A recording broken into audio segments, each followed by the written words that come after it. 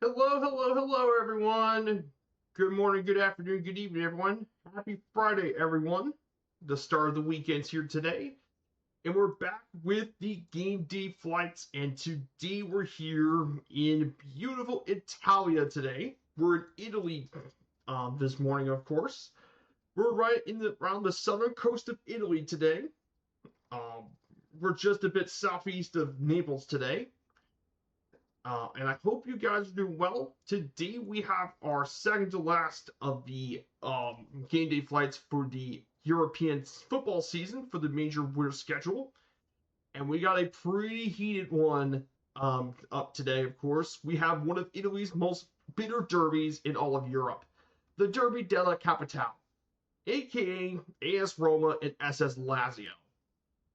Two of the absolute bitter rivals of Rome. And this rivalry has been a pretty bitter one over the last couple of decades between these two classic rivals. So that is what we're doing here today. Before we get started, I want to say hello to everyone. Hello to all the mods, and hello to a Bias player. Good to see you, my dude. I hope you're having a great time. Here's a shout from my good friend Bias player. He will be streaming, I believe, later today. He'll be streaming later tonight on his channel. He's going to be doing some flying in Charlotte to Jacksonville, and then Orlando to Raleigh Durham. So he's going to do some nice flying. Though I did see it earlier this morning. I think you got the Jacksonville ICAO mixed up because I don't see a KOAJ anywhere. I think you got that mixed up, but I think that was the only thing you got mixed up.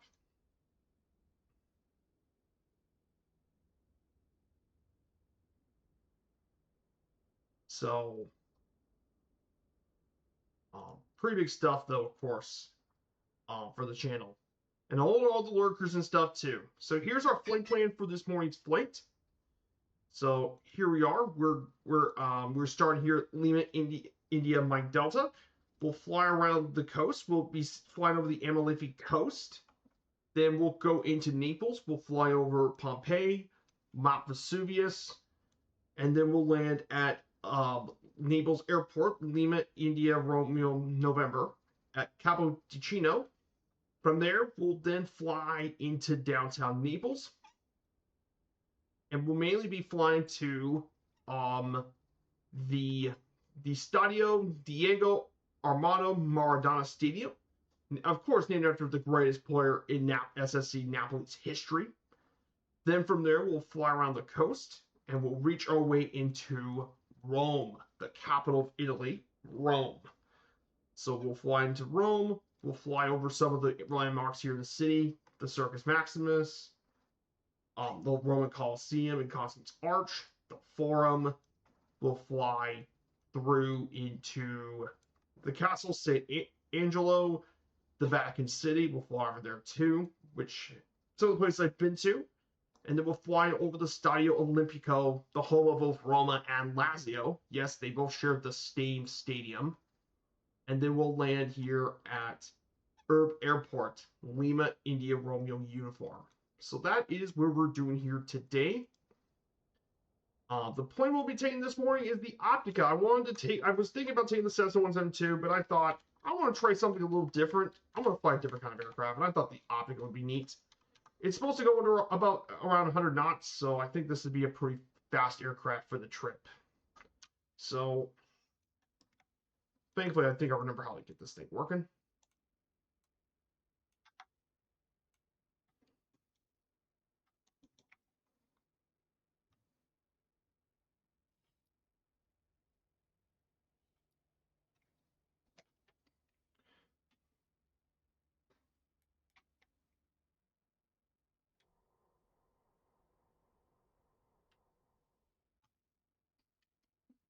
And hey, we got things started. Nice. So we're gonna go. Heading is gonna be 309 degrees. So we're gonna adjust the heading to 309 degrees.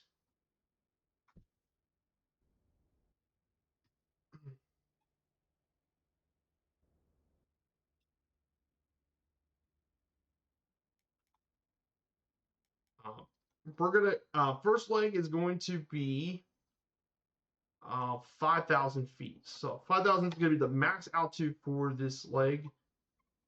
And we're going to fly it to 4,000 feet, but the first part is 4,000. So we're going to go.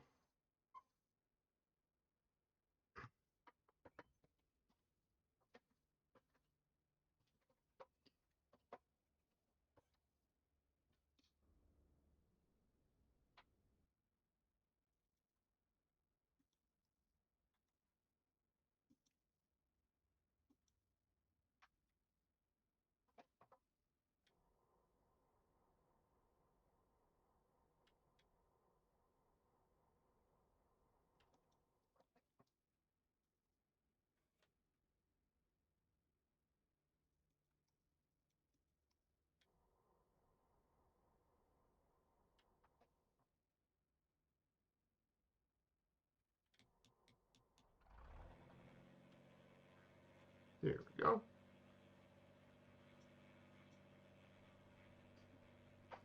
So here we go. You're welcome, Advance Player. I hope you're having a good week too.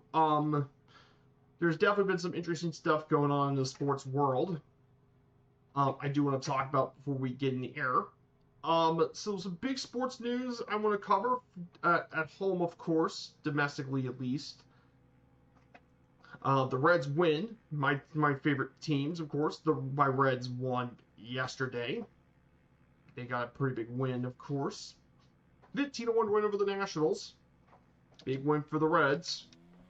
Another game that now belongs to the Cincinnati Reds.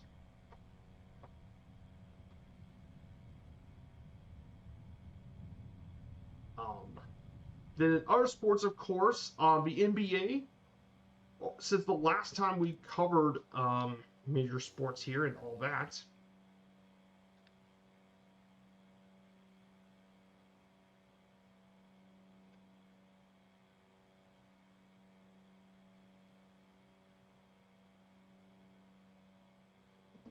as well, the NBA playoffs has changed, and the turns out the Thunder easily eliminate LeBron James. That was not much of a surprise. LeBron got eliminated by the Thunder on Monday. And the other series, of course, tonight's going to be Game 6, a pivotal Game 6 for both the Pistons-Cavs series and the Spurs-Timberwolves. So pretty important games in those two series. Pretty big stuff for it. Ice hockey is similar. The NHL playoffs will be tomorrow with the Sabres and Canadiens. However, in the NHL playoffs, the Golden Knights just eliminated the Ducks last night. And now the only series left is Sabres Canadiens. And if the Canadiens can win one more game in their series, they'll be advancing to the Eastern Conference Finals, which will be a big deal for fans in Montreal, of course.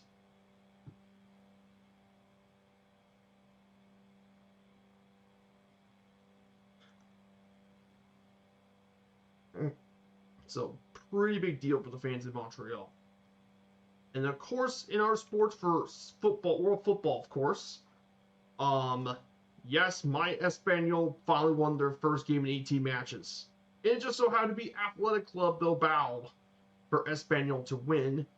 And as for the Toffees of Everton,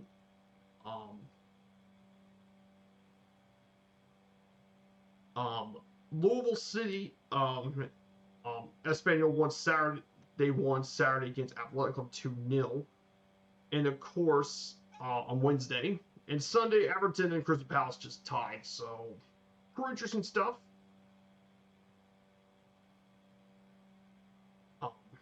As well, of course. So, big games this weekend, of course. I know that we have the Rome Derby today, but there have been other pretty big games this weekend. Liverpool, Aston Villa. That's a pretty big game.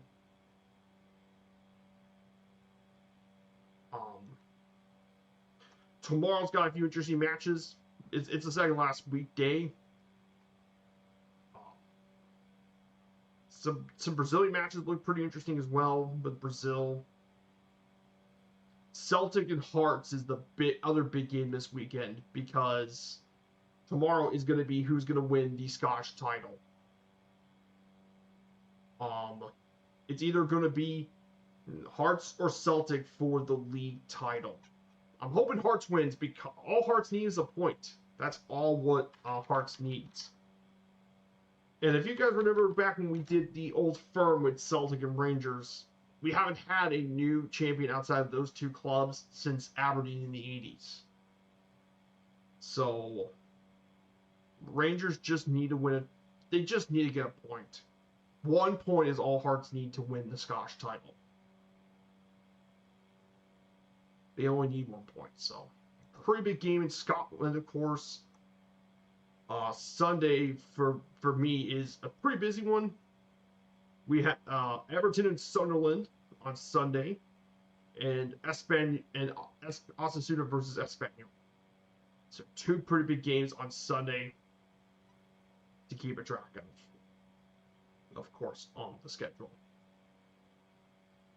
Yeah, looking forward to this weekend's sort of sports as usual. So we're going to cover the Derby della Capitale right now. So let's go ahead and cover the Derby, obviously. The Derby di Capitale, the Rome Derby, of course, is between Lazio and Roma, one of the fiercest interstate derbies, not just in Italy, but also in Europe. Now this derby is pretty newer.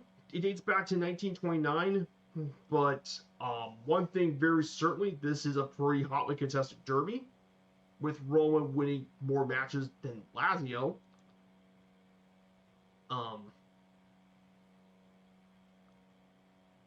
In terms of the match results and the official record, of all total matches, it's Roma that's had the advantage over Lazio with 76 wins to Lazio's 58 and 68 draws.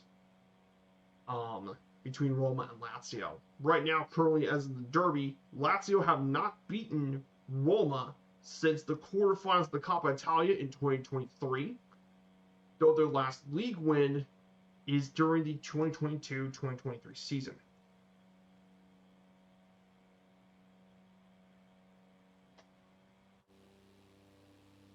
And that's their last league game versus Roma, of course.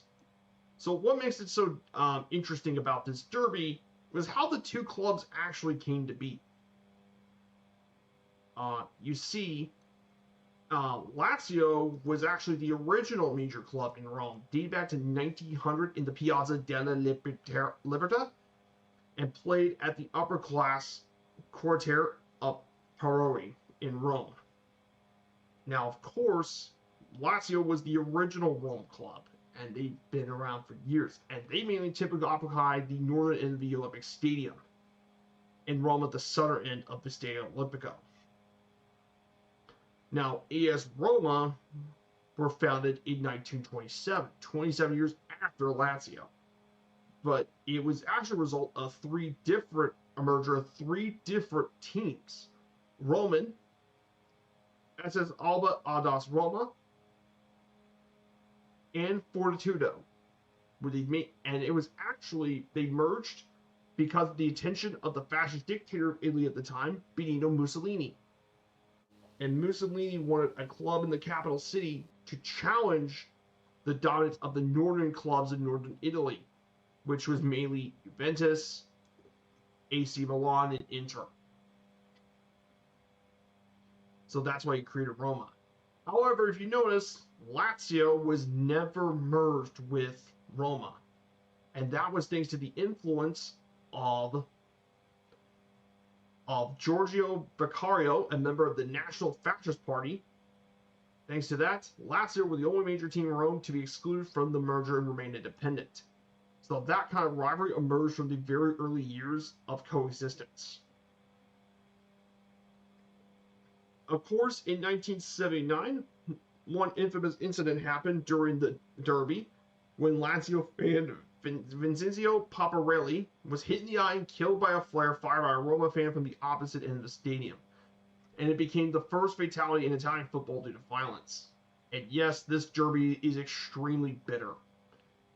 Do not be surprised. This rivalry is extremely bitter. And it's not just because of the football pitch. You'll soon later, it's more of a cultural rivalry too. And then on December 17th, 2000, Lazio's Paulo Negro scored an own goal in a 1-0 Roma victory. Roma eventually went on to lift the Scudetto that season as Lazio finished in third place, and he still continued to be taunted by Roma fans for the goal. Because, of course, that derby. One infamous moment that happened during the pitch was in March 21st, 2004. And the derby was actually banded 4 minutes into the second half with the score tied 0-0 when a riot broke out in the stand. The president of the Liga Nacional Professionale, Adriano Galli, ordered referee Roberto Rosé to suspend the match. And the riots began with the spread of a rumor that a boy had been killed by a police car just outside the stadium. Of course, it took a bit of time for the match to be postponed.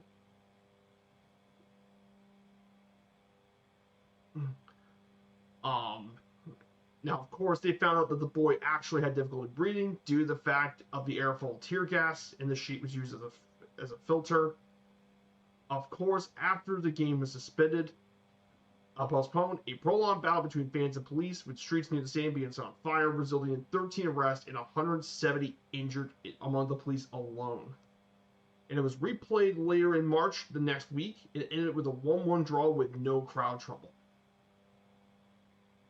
Of course, this rivalry is very contested. They met in the 2013 Coppa Italia final, with Lazio winning the match 1-0 thanks to Sanat Lulic in the 71st minute. Then on January 15th, 2015, Roma's legendary Francesco Totti, playing his 40th derby, scored twice to salvage a 2-2 draw for Roma, becoming the all-time leading goal scorer for the fixture as well. And of course, on December 4th, 2016, Roma recorded their 4th victory in a row against Lazio with a big 2-0 away victory. However, the game was marked by controversy, of course, just like many things in the brawl. But Roma did have a bit of a stretch going all the way back to here as well. But this derby's a bit different than some of the other ones. You see, this derby wasn't just bitter because, of course, Roma and Lazio were just bitter on the pitch. It was especially heated off the pitch. And it's thanks to that regionalism throughout the country is why this derby is especially heated. The fans viewed this as a battle between two clubs for the right to represent the city in the rest of the country and local bragging rights. And it makes sense considering Italian football has mostly been dominated by the 3 clubs in northern Italy: Juventus in Turin, and Milan with AC and Inter in Milan. The Rome Derby has been scenes of several reactions related to political views of the fan bases. Of course, Lazio's ultras are infamous in Italy for using swastika and fascist symbols on their banners and have displayed it multiple times during the derbies. One infamous match was in 1999 when Lazio, the ultras, unveiled a 50-meter banner that said in the Curva Nord, that said, "I'm not kidding, Auschwitz is your town, the ovens are your houses."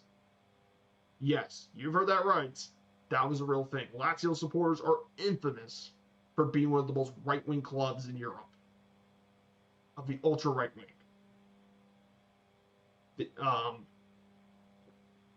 And then, of course, the ultras again also boycotted a 2-0 victory in the derby.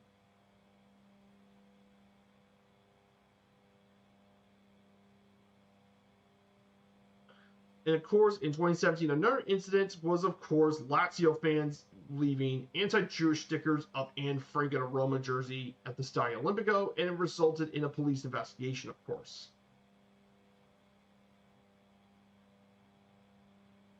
So yes, this rivalry is very bitter, and I'm not kidding with it. So very, very bitter rivalry, and that was why I wanted to cover this one today, because it's one of Italy's most passionate and bitter rivalries, of course, in all of Italy. Italy has many bitter ones, but not many are as bitter as this one, of course. So as we head our way over to Rome, obviously, let's take a look at the scenery out here, of course, today. Absolutely gorgeous scenery here in this part of Italia. Beautiful coastline, of course. Incredible stuff. So as you guys know, we have two more streams this week. On Saturday, we'll be doing an adventure in Queensland, Australia for the new world update. We'll start from Armdale. We'll travel through several national parks to get to Ballina. Then we go around the Gold Coast to Brisbane, which would be kind of fun, and it would be a great way to see multiple sides of Australia. The natural scenery, landscapes of forest, the coast. And of course, we'll talk a bit about Brisbane too. We'll fly over downtown Brisbane, of course, to get to Brisbane Airport.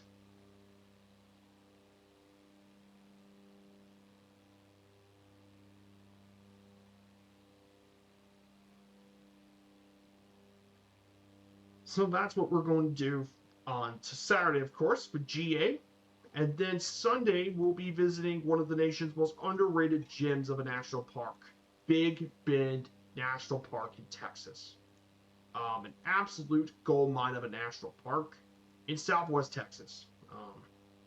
You'll see all sorts of stuff: canyons, mountains, valleys, deserts, oasis. I mean, you see just about anything in Big Bend. It's amazing. I'm looking forward to showing you guys that national park.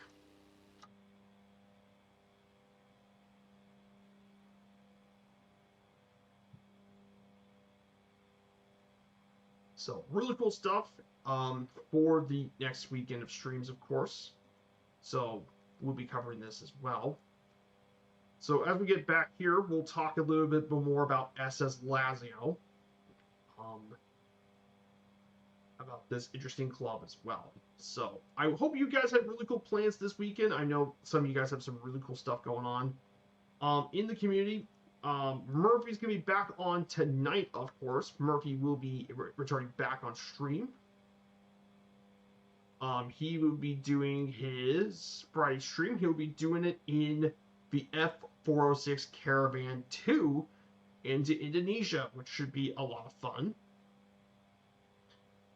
Allison Johnson, my good friend Allie, is going to be back on tomorrow for her around the world trip, starting from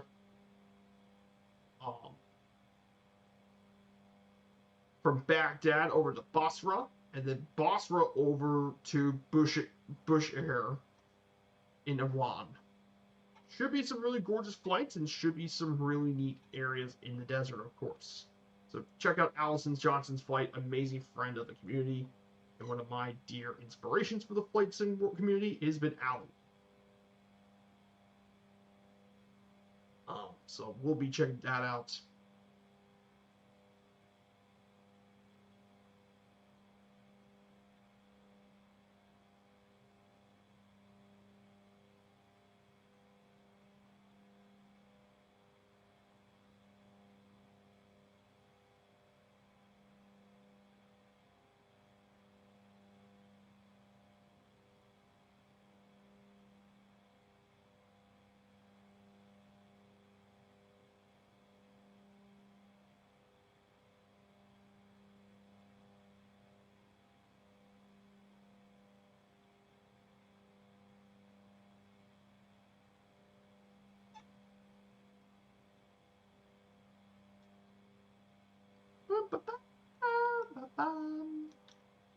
But look at the views, guys. Absolutely gorgeous views here of the mountain landscape here in Italy. This is just gorgeous. That's why I took the Apica today, is for this. Because you get to see a different side of Italy through the coast. The Apica has such good views. So yeah, I love flying this thing. I haven't flown this in a long time, so it's nice to take a new aircraft for this trip. Obviously. We're just about 183 nautical miles from our final stop here in Urbe Airport. So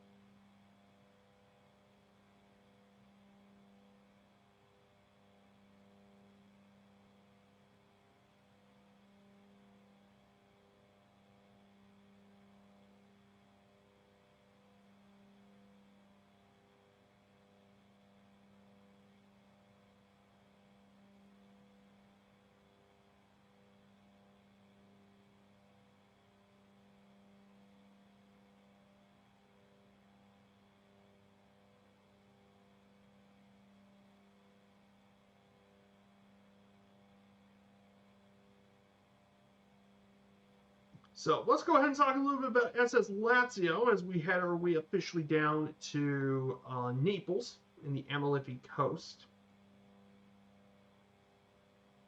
So let's go ahead and talk about SS Lazio. So Società Sportiva Lazio, or SS Lazio, is a professional sports club based in Rome, mainly for football. The society, founded in 1900, plays in the Serie A and spent most of its history in the top flight. Lazio were Italian champions twice, in 1974 and most recently in 2000.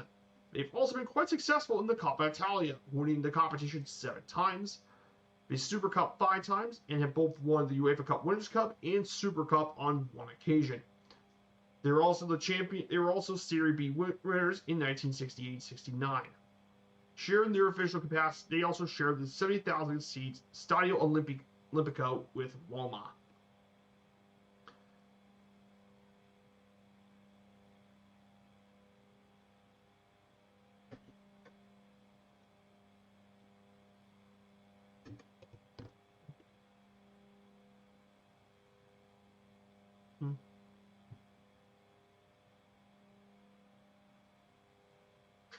Of course, the major thing about Lazio, of course, was their famous Sky Blues, and they were called the White and Sky Blues, the Il Bianco Celesti.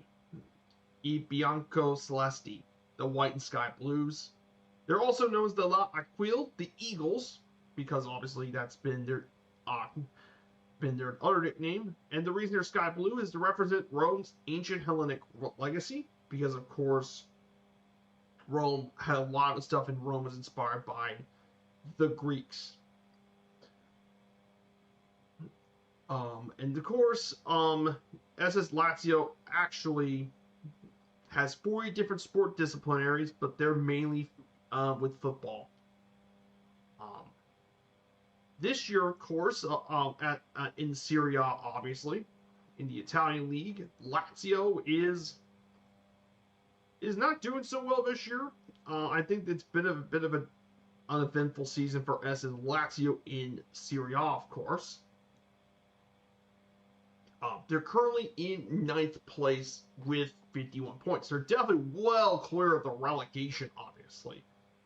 Lazio are well clear of relegation, thankfully for them. But it's not been a great season. They expected better things this season. T-127, welcome in chat. I think that's a bot.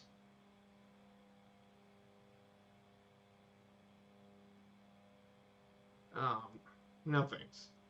So in terms of the colors, badge, and nicknames of Lazio, being one of the big ones, of course. The white and sky blue colors were inspired by the natural emblem of Greece, because Lazio itself is actually a mixed sports club, and this was chosen because, in recognition of the fact that the ancient Olympic Games, and along with it, the sport tradition of Europe, is linked to Greece. Now, originally, Lazio wore a shirt that was divided into white and blue sky quarters with black shorts and socks. However, nowadays, they wore to the colors worn today, even nowadays. The traditional club badge and symbol is the eagle, which was chosen by the founding member Luigi Viciarelli, and a symbol of the Roman legions and emperor, as it represents power and victories, as well as identifying the club with its origin city of Rome. And that means it led to 2 of their nicknames, Le Aquile, the Eagles, and Gili Aquilati, the Young Eagles. So that is kind of their symbol. So you can see on the badge their classic logo, the eagle with SS Lazio, of course.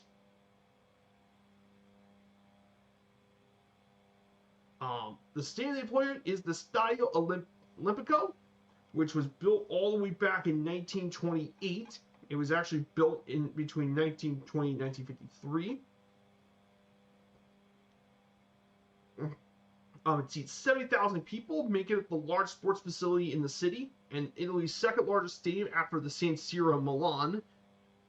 It used to have 100,000, but it was reduced to 70,000. and it was the home of both SS Lazio and AS Roma since 1953. It was the principal venue of both the 1968 and 1980 European Championships, as well as the 1990 FIFA World Cup, which it hosted the final, obviously. It was also involved in two Champions League finals in 1996 and 2009, and has hosted the Coppa Italia final since 2008. In addition to hosting sport events, concert events were also held at the ground as well, making it quite a popular concert venue here in Rome. The record attendance for music events is actually held not by a big foreign artist, but a domestic artist, Claudio Baglioni, during his Da Mi a Te tour in 1998. An absolutely insane sold 82,000 tickets. And the most frequent performer at the stadium was the Italian singer-songwriter Vasco Rossi, with 23 concerts between 1991 to 2023. So, pretty impressive stuff. Hosted tons of Olympics and stuff, and has hosted all sorts of events. Really neat stadium. Didn't get a chance to see that when I was in Rome, but I wanted to talk about their stadium and stuff. Now, of course, there's one thing interesting about Lazio, and the one thing that Lazio is very well known for both good and bad, is their supporters. Lazio is actually one of the more supported clubs in all of Italy. Around 2% of Italian football fans supported the club, according to research in 2008. And their largest sections of supporters in the city come from the far northern section, with the affluent areas like Peraroli, Prati, Flaminio, and Monte Mario. Of course, Lazio it's very infamous for its ultras. The Irreducibili Lazio were the club's biggest ultras group for 30 years, and they typically create Italian ultras plays during the Rome Derby. Lazio also has strong rivalries with other clubs like Napoli and Livorno, as well as Pescara and Atalanta, as well as the club having competitive rivalries with Fiorentina, Juventus, and AC Milan. Now, of course, conversely, the Ultras actually have friendly relationships with Inter, Triestina, and Hellas Verona as well. But of course, the one thing Lazio is most infamous for is its politics and its far right. You see, it was dubbed for a long time as the most right-wing football club in Europe. And Lazio has had a supporter culture that has been associated with far-right politics for several decades. The critics have even referred to it as SS Nazio. It's because Lazio is very much a very right-wing. The supporters are very much right-wing, and I'm not kidding. Remember how I said earlier about the old thing about Anne Frank and all that? Well, that's where a lot of it comes from. It has been a problem for Lazio for decades.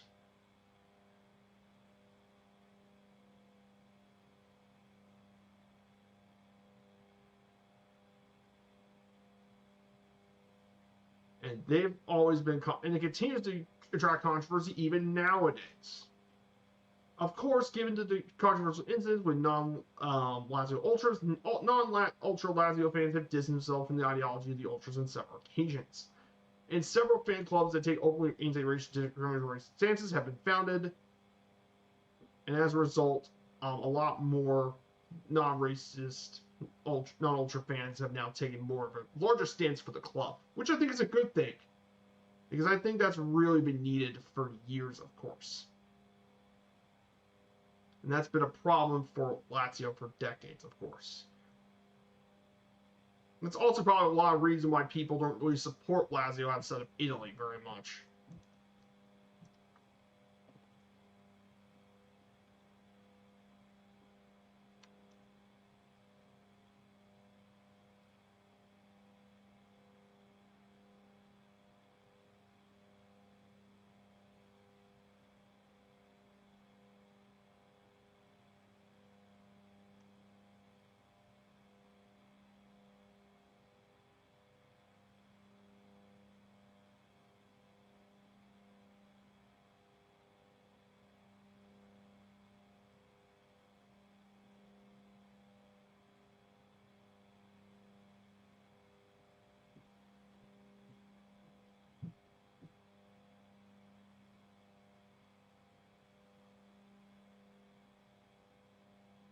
So in terms of their accomplishments here, their accomplishments for SS Lazio.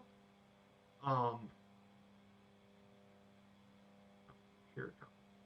So you see the two Serie A titles in 1973-74 and 1999-2000. They were runners-up 7 different times.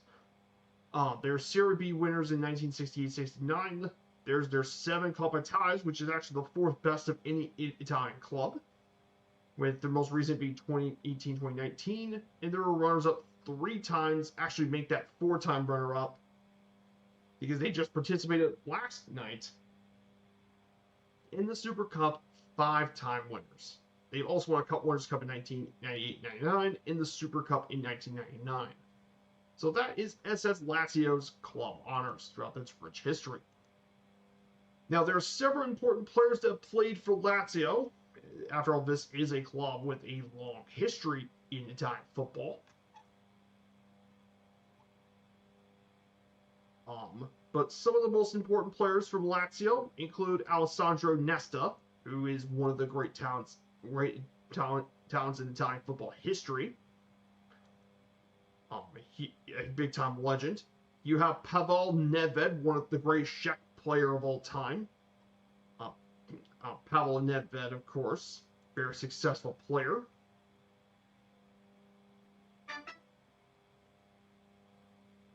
Very capable player. Nedved was definitely one of their great talents. Then you have Ciro Immobile. He is actually their all-time leading goal scorer, 207 goals. And he's Lazio's all-time leading goal scorer. Of course. Then you have Stefan Radu, who's played more games than any other player for Lazio. He played 427 league appearances from 2008 to 2023. Then, of course, you have Silvio Piola. Silvio Piola, of course, is their second leading goal scorer, and he was one of the great figures of Italian football history. Played for mostly for his career. His peak was at Lazio, 143 goals in 227 appearances for domestic league appearances at Lazio. He also played for other clubs like Pro Vercelli, Torino, Juventus, and Novara. Then a really fascinating figure is, of course, Giorgio Chinaglia. Now, he was definitely a very well-known figure for AS Roma, and he was considered to be the greatest player ever in Lazio's history during its 100th anniversary. He was named the greatest player in Lazio's history. However, he did have had a interesting history. He left at his peak to leave Lazio for the United States for the New York Cosmos. Due to issue from abuse from opposing fans, threats from terrorist groups, and more, he left Italy to play for the New York Cosmos. And then, of course, some other well-known talents include Giuseppe Signori and goalkeeper Luca Marchegiani. So these are kind of the notable icons of SS Lazio.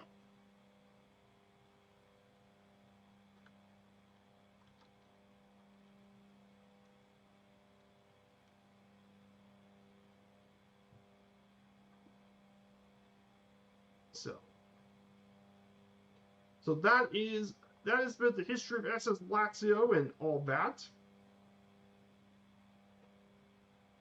So we're going to fly over to the Amalfi Coast, and we're going to fly here very shortly. So that's the history of SS Lazio, of course. So we're doing pretty well here. We're flying pretty fast in the air, of course. Beautiful landscapes today in this part of Italy. We're going to be going to the Amalfi Coast. Then we'll fly into Naples, honestly.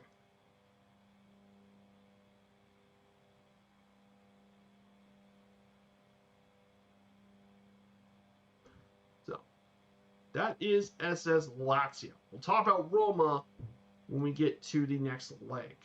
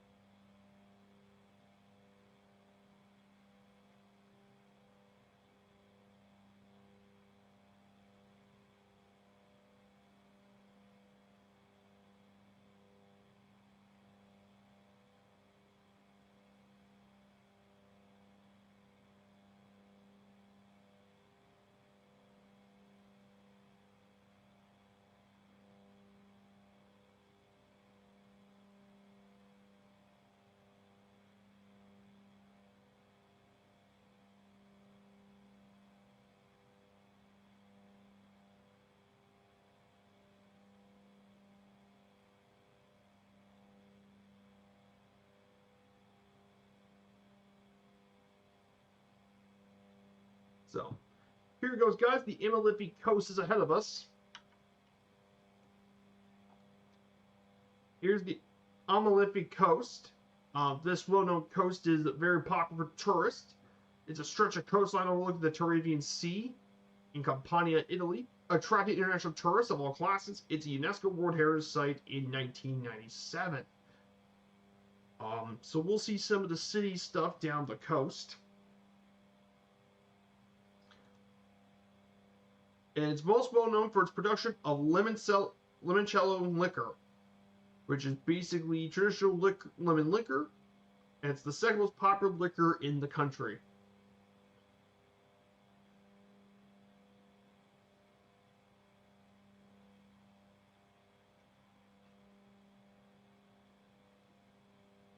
So should be really nice to see.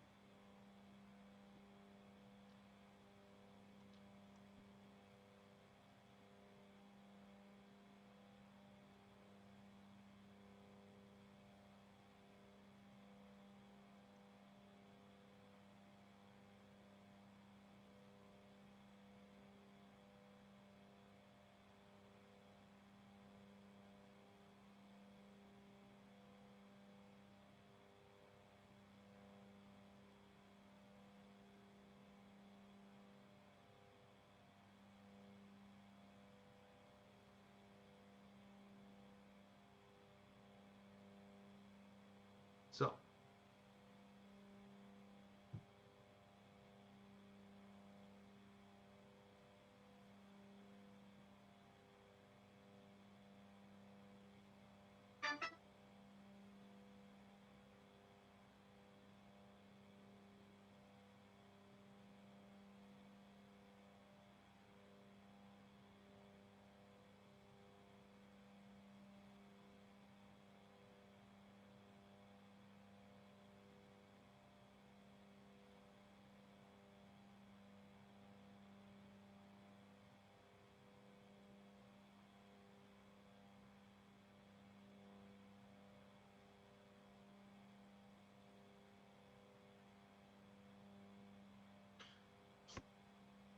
So here we go, guys. This is the Amalfi Coast. We should be seeing the beautiful coastline here.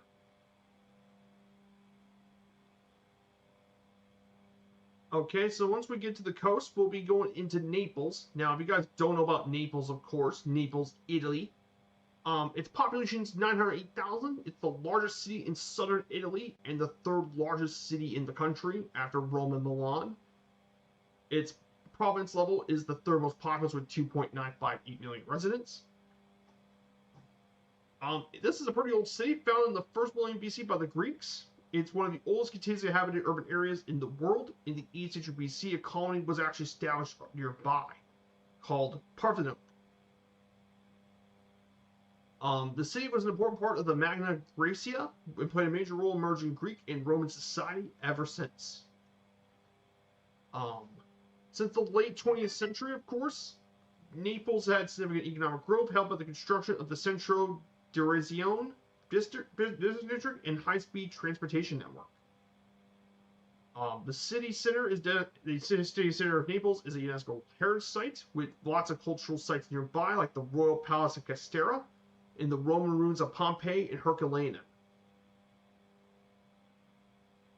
And of course, Naples is one of the world cities with the densest of cultural, artistic, and monumental resources as well.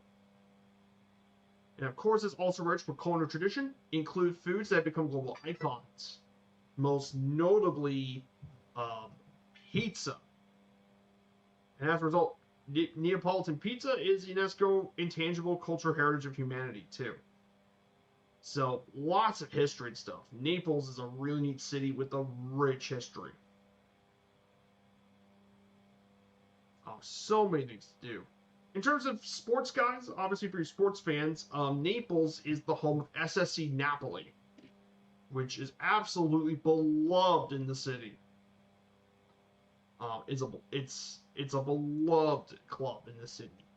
They've won 4 Serie A titles, most recently in 2024-2025 season. 3 Coppa Italia titles, 2 Italian Super Cups.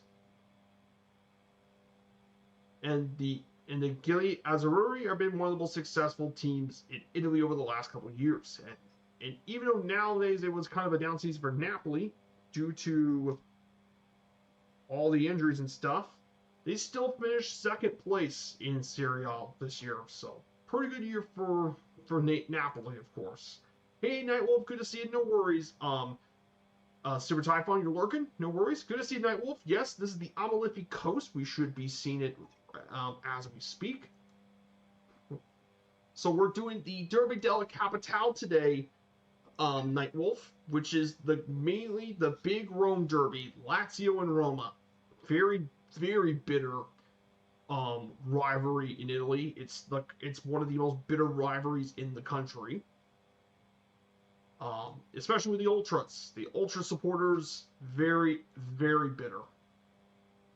Very, very bitter derby between those two.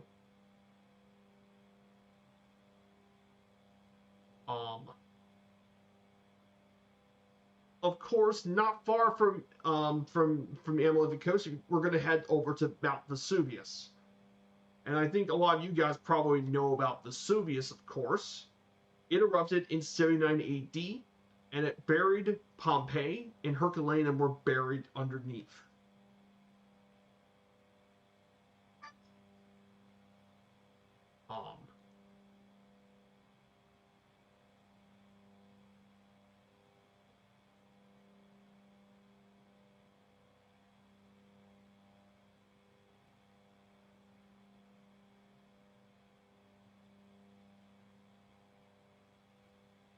So you guys all know what happened.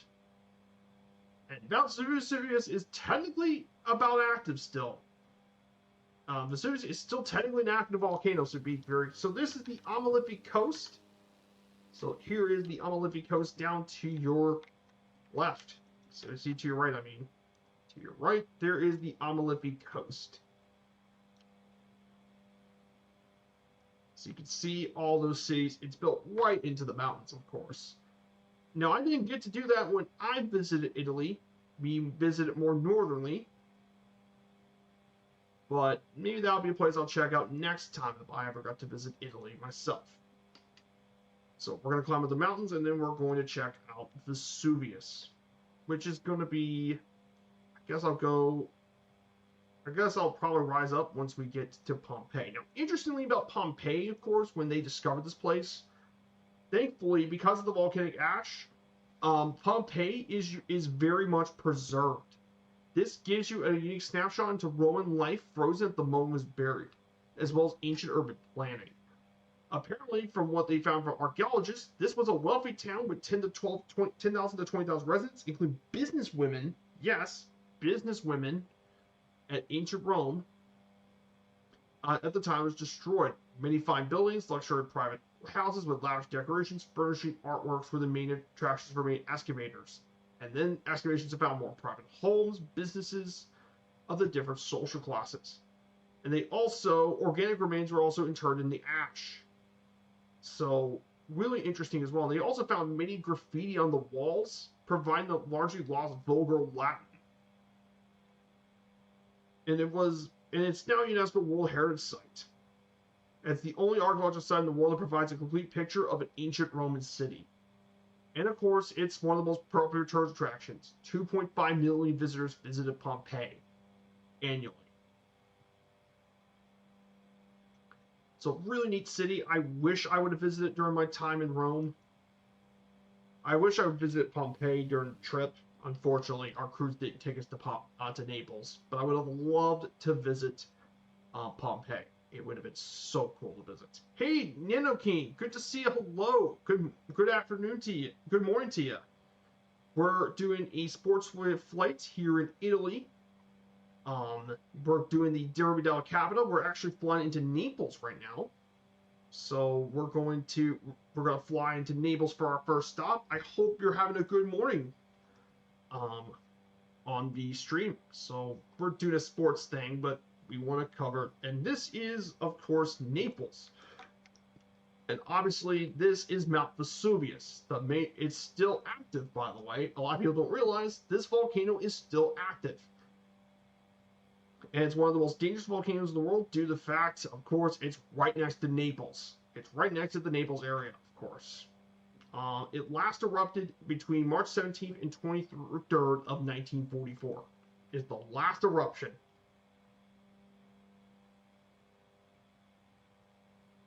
And yes, there's even photo evidence of those eruptions during the World War II era.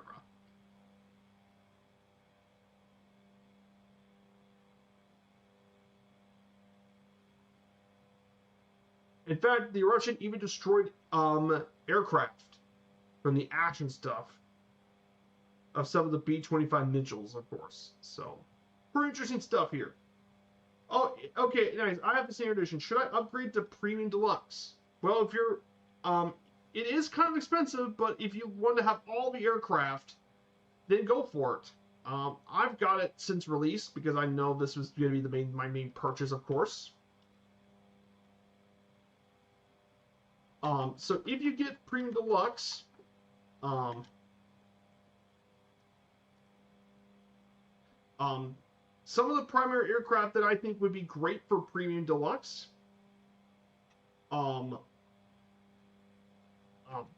obviously with it.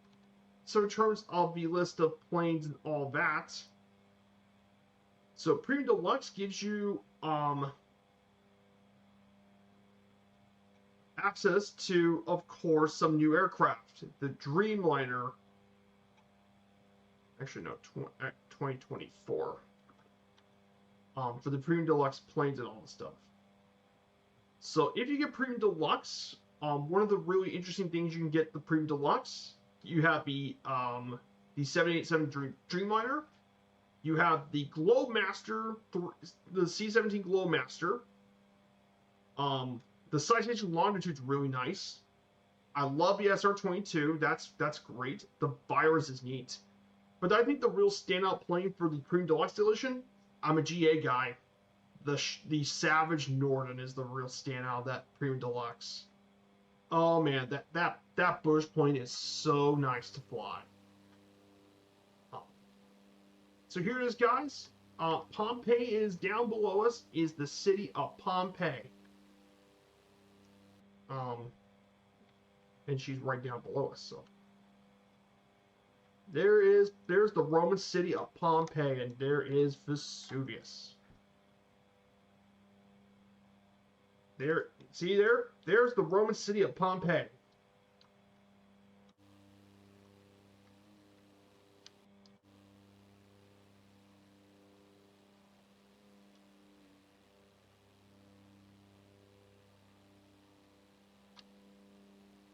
There it is.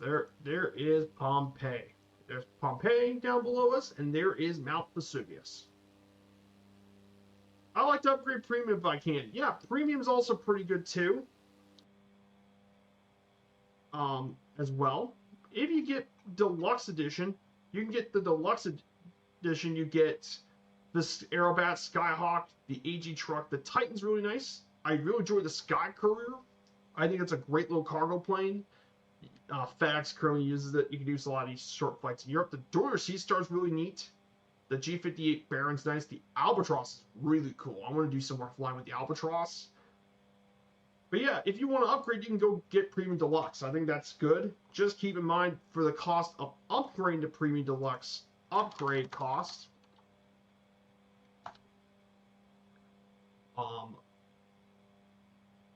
It's about $100 upgrade. So yes, you're gonna have to pay for the upgrade. But if you're planning on flying those aircraft, go for it.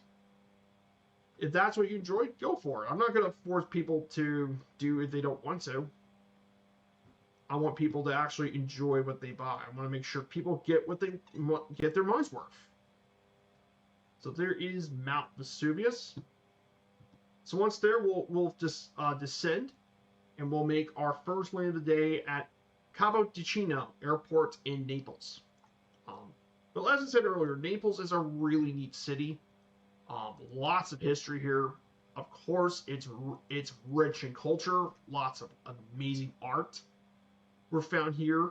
Of course, Naples is world famous for its culinary heritage. Pizza was actually credited as the home is pizza, and it was actually originally a meal for the poor, but under the king of the two Sicilies, Ferdinand IV, became popular with the upper class. Famously, the margherita pizza, which is the classic Neapolitan pizza. Hand, famous Neapolitan pizza, seasoned with hard hand-crushed peeled tomatoes, mozzarella, fresh basil leaves, and extra virgin olive oil. It's the classic Italian pizza. So yeah, here's Vesuvius. We're gonna go ahead. I'm gonna go ahead and turn left for a bit. And I'm going to descend down to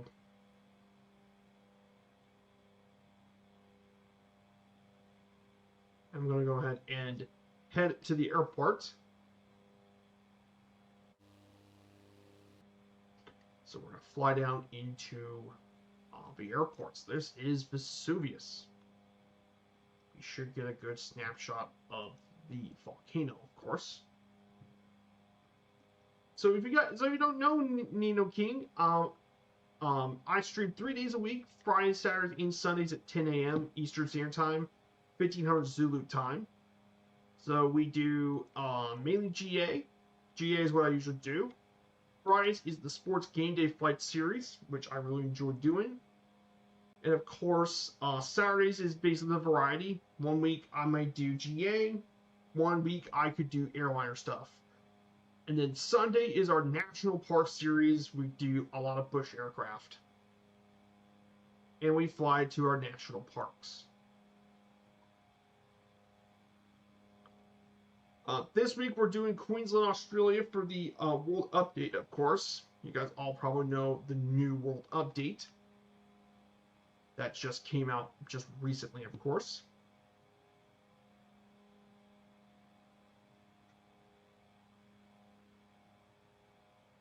So we'll be getting ready to do it. So once we fly over Naples, we'll talk about AS Roma, and we'll talk about Rome itself.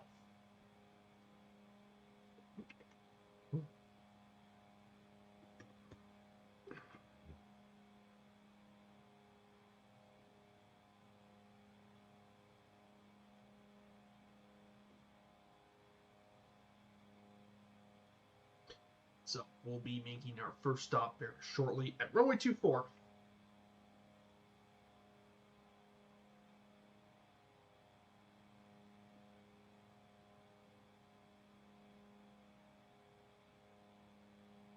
So yeah, to our left is the beautiful city of Naples. Absolutely incredible city. For me, people, they said that this might be better than Rome, some people say. You get the taste of real Italy. Which I don't blame you, because honestly, Naples has so much going for it. Though it's also one of the more dangerous areas in the country, though. It's probably historically been the most dangerous city in Italy for crime.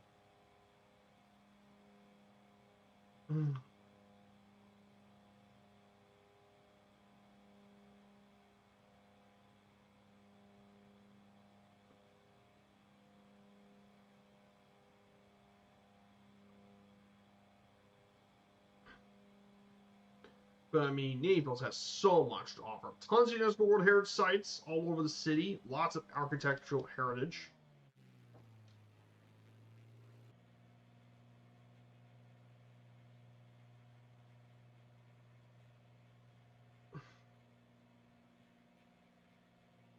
There's also 448 churches in Naples, which is a lot. Tons of palaces, castles, and more. Um,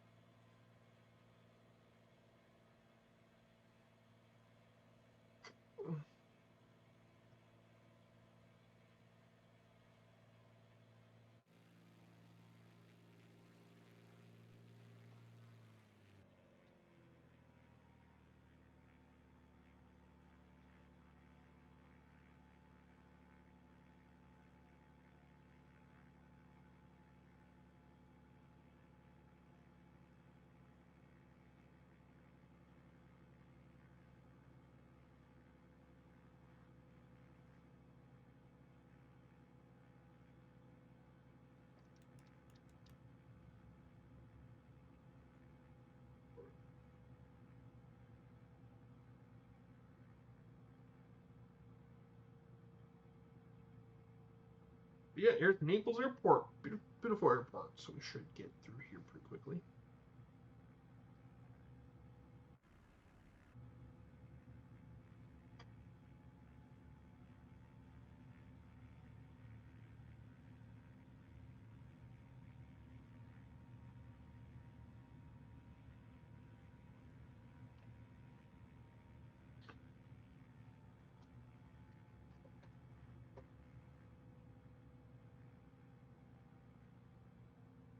So here we go.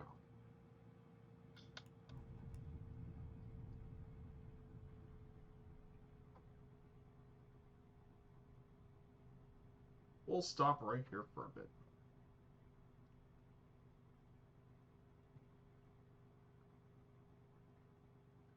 So we'll stop right here. If anyone wants to join on in, you guys are more than welcome to join on in on this flight if you guys are interested. We fly on the Southeastern server. Everyone's welcome to join on in.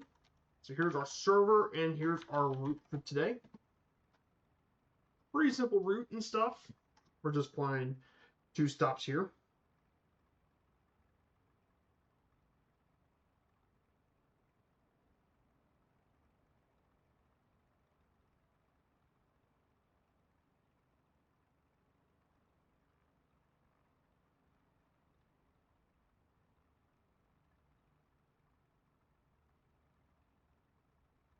So we'll stop here for just about a minute.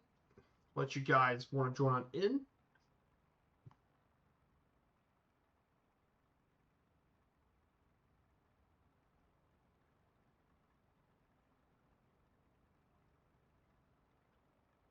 Oh dear. That's not good. Oh boy.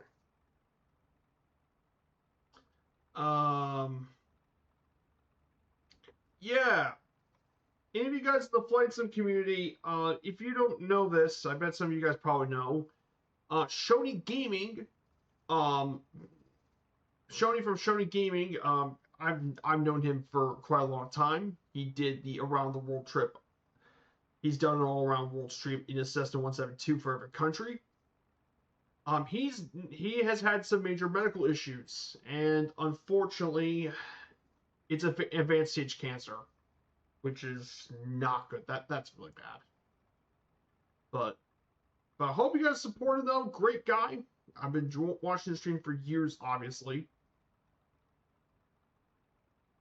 It's just been rough news to hear, of course. It's always tough to have some stuff. Hey, Dev, I'm doing quite good. We're doing the Derby della Capitale today, the Rome Derby, as Roma and as Lazio. We're just in our first stop. We're going to be getting back to the air very shortly. We're going to get back into the air pretty soon. So I think we're going to get back in the air right now and fly over to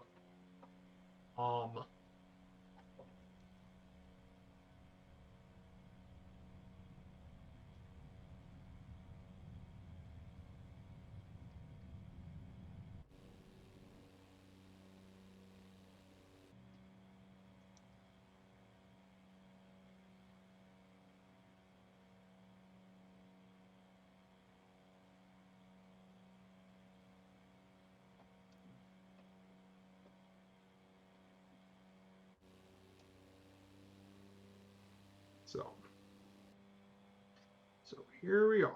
We're going to go ahead and fly currently. So we're going to head our way over to we're going to fly over downtown Naples for briefly, and then we're going to head over to the Diego Maradona Stadium, home of SSC Napoli.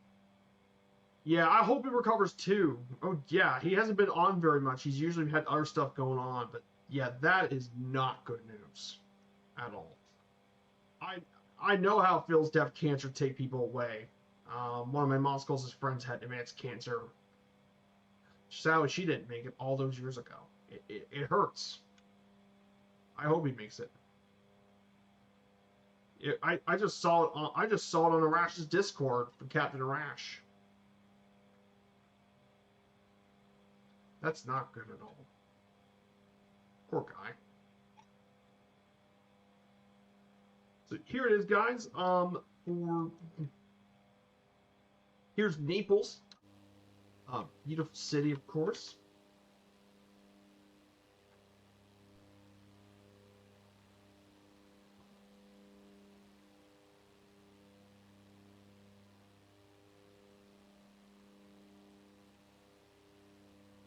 So you can see all the beautiful landmarks here in Naples.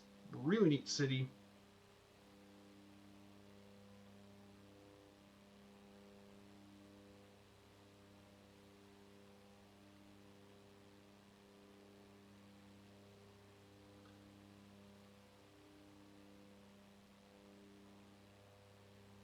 Yeah, just look at the landmarks here. Just look at this city, though. This is absolutely incredible. But Naples Cathedral, a bit further back, is the Naples Cathedral. Here's the Castle St. Elmo down over here. But absolutely gorgeous city, of course. So absolutely incredible. We're going to turn right, 241. And in front of us should be the Diego Maradona. That is named after, of course, Diego Maradona, an absolutely beloved figure in Napoli.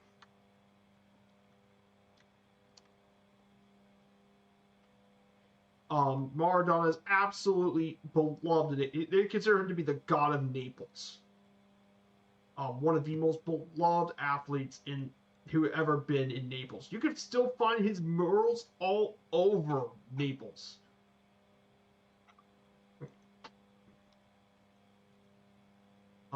There's an entire quarter dedicated to just him in Naples. Of Maradona. And the reason is because, of course, he joined Naples. Previously, was not really a successful club. They got him from Barcelona, and of course, um, and he transformed Napoli into becoming at one point one of the top clubs in Italy for many years. Even after his death, Maradona was still a massive part of Naples, even nowadays. Absolute beloved icon of the city. So, helped them win two of their Serie A titles in 1987, 1991. Um,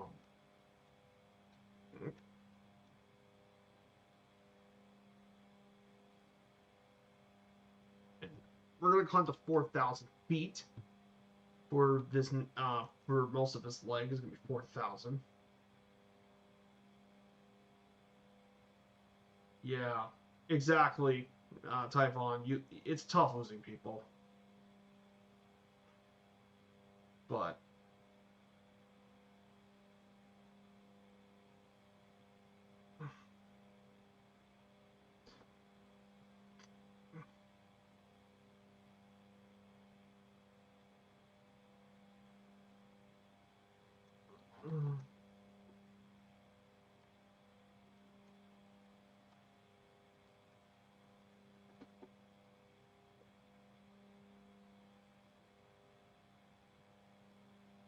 yeah.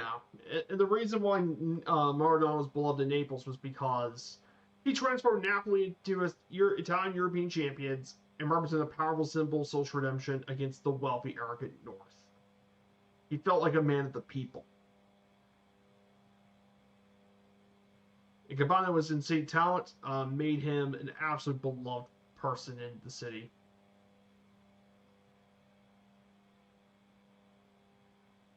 But yeah, that's why you see all over Italy, you see his Napoli gear, people wearing his gear.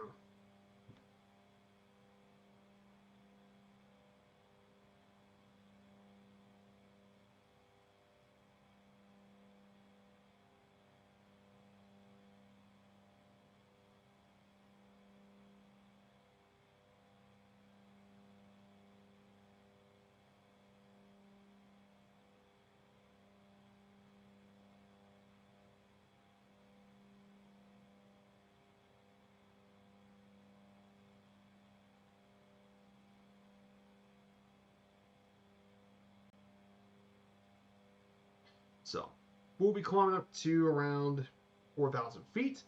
We'll talk about AS Roma once we climb to 4,000. In terms of the other leagues, there have been leagues that already have relegations and stuff. So, for the Italian Serie A, Pisa and Verona have already been relegated. They've been relegated ages ago. They never had a chance. They're going to be in Serie B next year. Interestingly, it's now looks like to be a battle between Lecce and Cremonese for the last spot relegation battle. In Italy, of course. In England, well, it turns out Burnley Wolves have already been relegated, and it's now between West Ham and Tottenham, though it looks like Spurs might actually remain. But Spurs are going to have a challenge versus Chelsea, whereas West Ham is against Newcastle. And then, of course, the last game, Tottenham has to battle the Toffees. West Ham is taking on Leeds. Who knows if somehow Spurs fumbles the next two matches against it draws points against both Everton and Chelsea, which is pretty likely. I wouldn't be surprised if they both drop points, considering both Chelsea and Everton both might want to compete for Europe. Who knows? Then we might see Tottenham be relegated. The Bundesliga, well, Bayern won the league championship, by the way. That's not even close.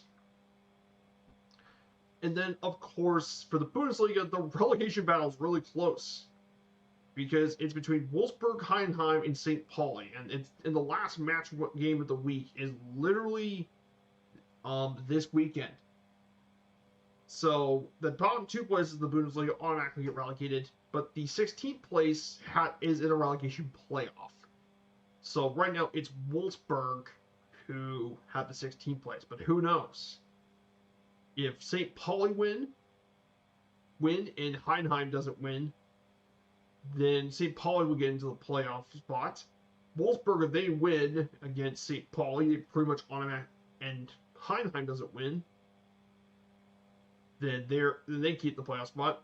And if Heidenheim somehow managed to get the win against Mainz, and Wolfsburg and St. Pauli draw, they get the 16th spot. So anything can happen in here. However, if you want to look at crazy relegation battles, Spain is obviously the place for relegation battles. I mean, between 19th place, in fact, only 6 points separate 8th from 19th place in Spain. And my club is actually only 3 points away from there. I'm actually just dreading it because it's been insanely evenly matched. It's going to be a brutal relegation battle. Thankfully for us, Espanyol finally won because that was needed. Espanyol needed to win that game against Athletic Club. For the Pericles, I think all Espanyol now need to do is just win one more. I think if they win one more, they're pretty much safe because Espanyol win. I think Mallorca and Levante could draw, or Mallorca could drop points. I think Getafe is going to beat Elche and want to take Celta's spot in the Europa League. Athletic Club Celta could draw. I think Atletico's beating Girona. Real and Villarreal. Real's not going to get relegated. They've won all the matchup stuff, so they don't have to worry about it. Oviedo and Alaves. I think Alaves is going to want to survive, so I think they win. Valencia Sociedad, I would like them to draw.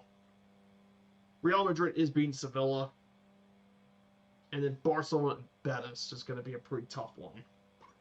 And of course, everything's going in the last match day. But if Espanyol get a win in Osasuna, I think they're pretty much safe. Because depending on the results, I think they'll be safe. But I think Espanyol, best case scenario, they win the next two games at Osasuna and at home, at El Sadar and at home. 48 would keep them safe from relegation. But even just 7, but that would be all 9 points. But even if they take 7 points, they'll be fine. They just need to win one more game, and and then just get one more point. That pretty much seal it. So, yeah, pretty much keeping an eye on those games, of course, within the next week. But for relegation. And speaking of next week's game day flight, next week is going to be the Premier League. It's going to be, I'm going to look at these games after this week, but I think it's shaping up to potentially be, depending on this week's results, if Arsenal drop points against if Arsenal somehow draws against drops points against Burnley, and Man City wins, I think no matter what, I think next week is shaping to be Man City and Aston Villa. It's going to be next week's game day flight. Man City and Aston Villa, because that's going to be the league title in England. If not, it's probably going to be SK Braun and Bodo Glimt in Norway. So it's going to be one of those two. So I'll let you guys know after this weekend, of course.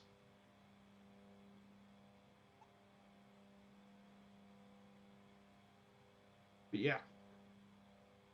The game for the league title in England's it depends on what Man City do against Tottenham, against Bournemouth. Because I know Arsenal's going to beat Burnley. That's not going to be a question. Burnley's been terrible.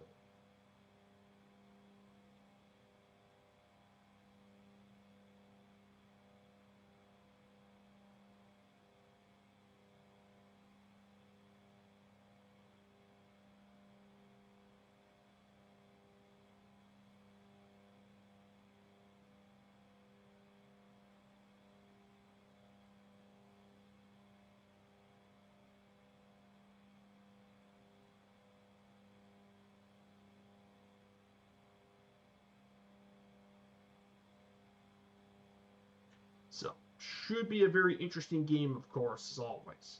So, guys, let's go ahead and talk about AS Roma, our last team of the day. So, AS Roma, of course, if you guys don't know about Roma, Associazione Sportiva Roma, AS Roma, founded as a merger of three different clubs in 1927, as a merger of three different clubs. Roma has participated in the top tier of Italian football for all of its existence except for one season in 1951-52. That's right, Roma has been around Serie A for all of its existence until one season. They've won Serie A 3 times during its history, starting in 1942, then 1983, and then 2001.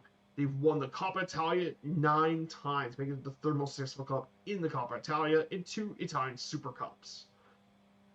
In Europe, they won the Intersphere Cup in 1961, and in 2022 took home the UEFA Conference League, as well as finishing runners-up in the Champions League in 1984, the UEFA Cup in 1991, and the Europa League in 2023. Interestingly, since 1953, they share their stadium with Lazio at the Stadio Olimpico. Of course, the club is very famous for its home colors of carmine red and golden yellow, give Roma its classic nickname, Giallo Rossi, the yellow and reds, and it's been combined with white shorts. And the club badge is a she-wolf, an allusion to the founding myth of Rome. And of course, come on, the golden red. Now that's classic Rome colors of Rome.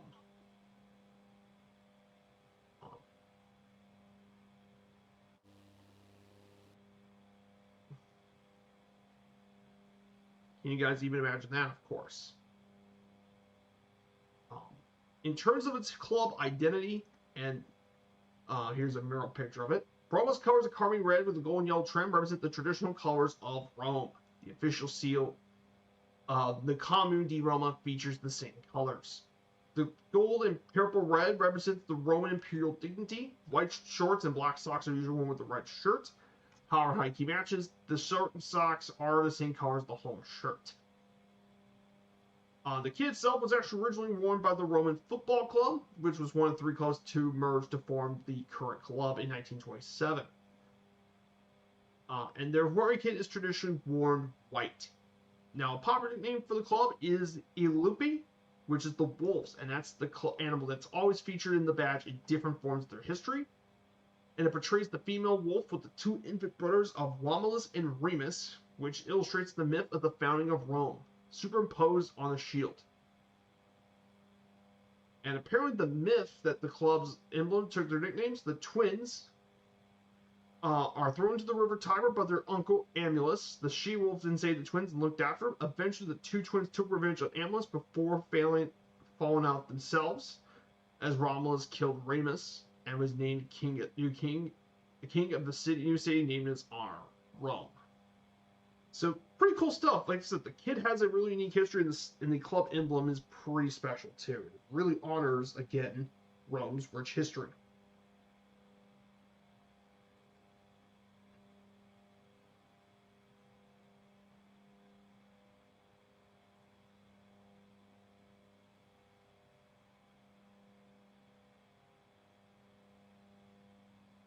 So pretty cool stuff, of course. Really neat. I'll learn about AS Roma and all its history. Of course, AS Roma is the fifth most supported club in Italy, trailing Juventus, Inter, AC Milan, and Napoli, with 7% of Italian football fans following the club. Historically, the largest section of Rome that has supported the club in the city come from the inner city, especially Testaccio. The traditional ultras group of AS Roma were the Comando Ultra Curva Sud, or the South Curve, and they were found a merger of many small groups and considered to be the most historic in the history of European football. However, they've been disturbed by rival factions and ultimately broken up. And now it's been more controlled by more right-wing groups. However, the oldest group, faded, are not political. Besides ultra groups, it's often believed that Roma fans support the left as opposed to Lazio supporters, who are notoriously proud of their right-wing affiliation. Of course, they're also famous for its club anthem.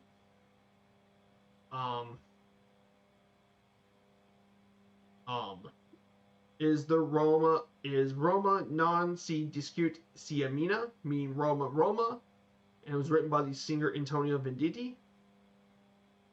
And it roughly means Roma is not to be questioned, it is to be loved. It is sung before every match.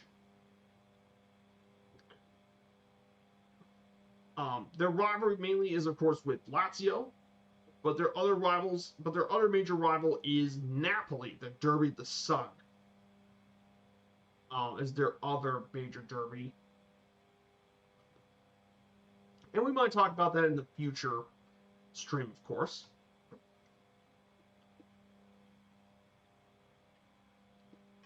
Rivalries with our teams often escalate to major violence, especially with an ultras group that calls themselves the Fedayeen, after a group of Iranian guerrilla fighters. Have been very much involved with football hooliganism, and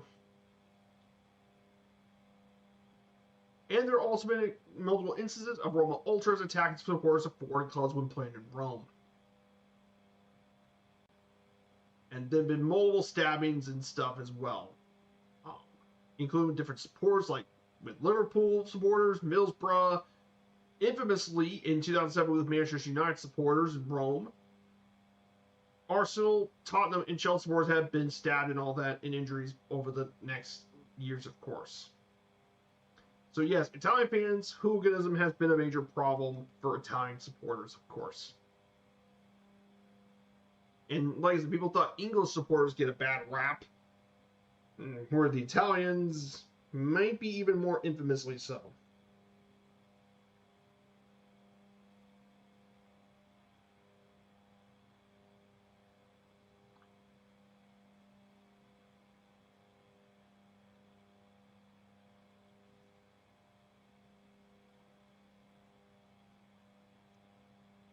So in terms of their club honors, this is a club with a ton of honors. 3 Serie A titles. They've been runners-up 14-time runner-up of Serie A, most notably during the 80s and the 2000s. They've been runners-up so many times. They won the Coppa Italia 9 times, and they're 8-time runners-up. The Super Cup twice. Of course, they were runners-up in the Champions League in 1984. Won the Europa League runners-up of the Europa League twice. They won the Conference League in 2022 and the Interseries Fair Cup in 1961. Plus, they did win a Serie B title in 1952 and the Anglo-Italian Cup in 1972. So compared to Lazio, they definitely have a more impressive trophy case.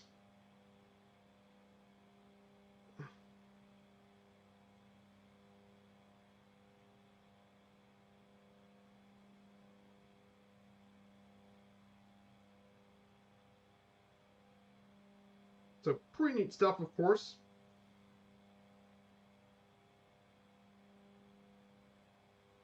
So in terms of club icons, there's a lot of them, but there is only one GOAT at AS Roma. The GOAT at the club is Francesco Totti. He is the one club man at AS Roma.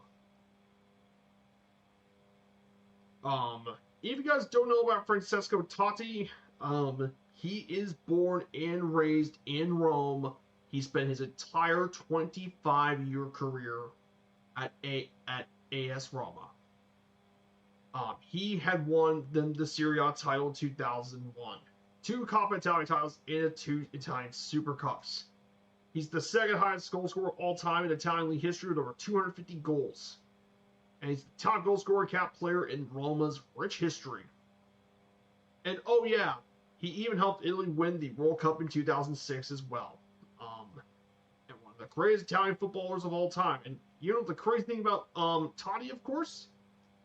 Unbelievably, he turned down playing for Real Madrid.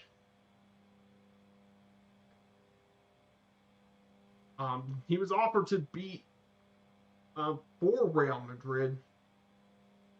But guess what? He chose to stay at Roma.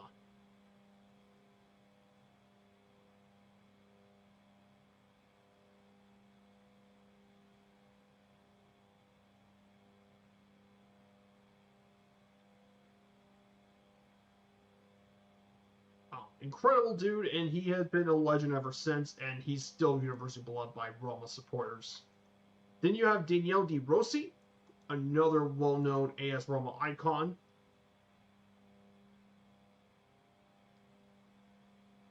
Is De Rossi, of course. And he played in the midfielder, major midfielder, 616 total appearances for AS Roma, and he became a major piece. Winning the Coppa Italia twice in the Super Cup in 2007, and he was captain of Roma after Totti's retirement, and he played for 18 seasons at Roma before ending his career in Boca Juniors, and he became one of the most capped players in Italy's history, of course, for the Italian national team. Major player of Italian football. Then, of course, you have Roberto Perugio. He was a major player for Roma during the 70s and 80s, and he was their main goal-scoring threat in the 70s and 80s.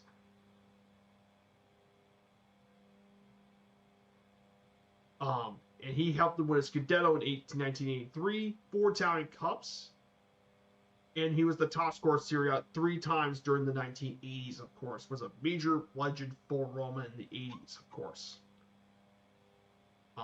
Then we have Ignacio Di Bartolomei.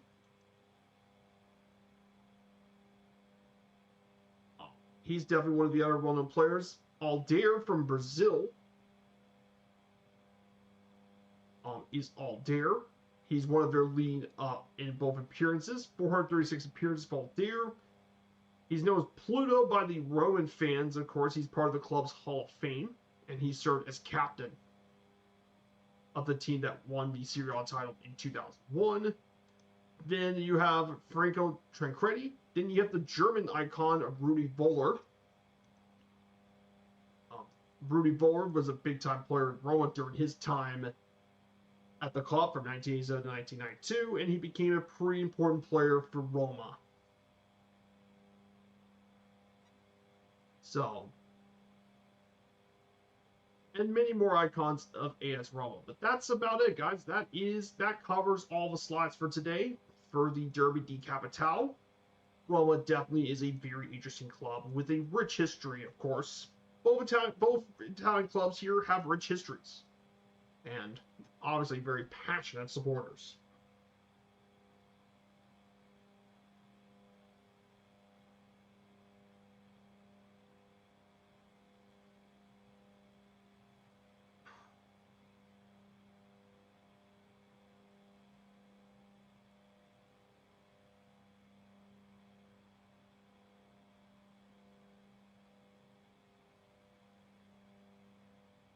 So,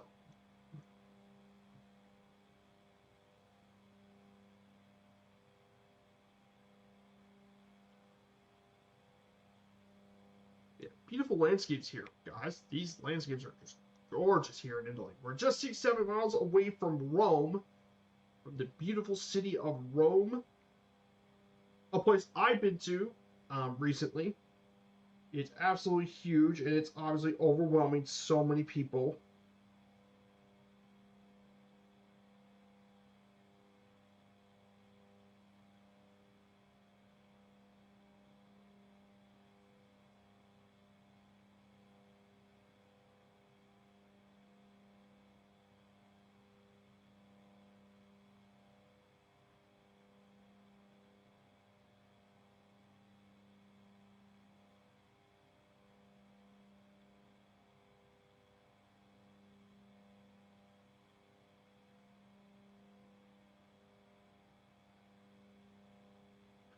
So, pretty important stuff.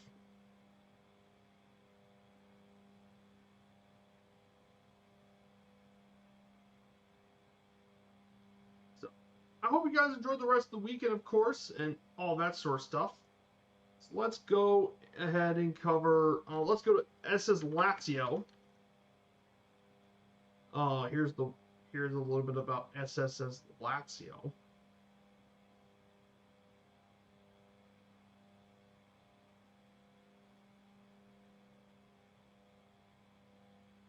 Um, here's Lazio's thing.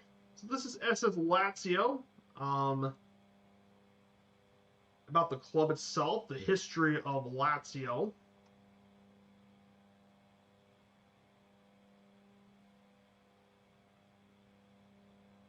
It was originally born as a running club for running. Then football was coming in 1901. Mm-hmm.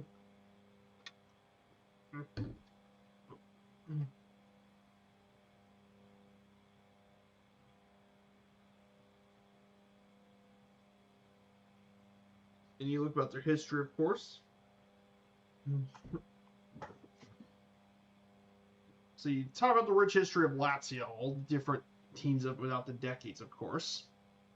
Then they adhered the Roman eagle for the first time in 1905.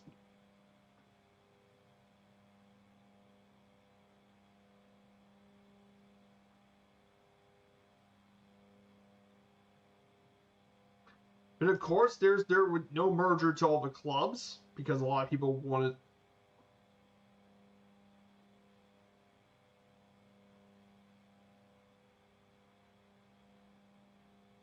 General Giorgio Vaccaro stepped in, who was the vice president of Lazio, and as a result, Lazio remained as the first team of Rome.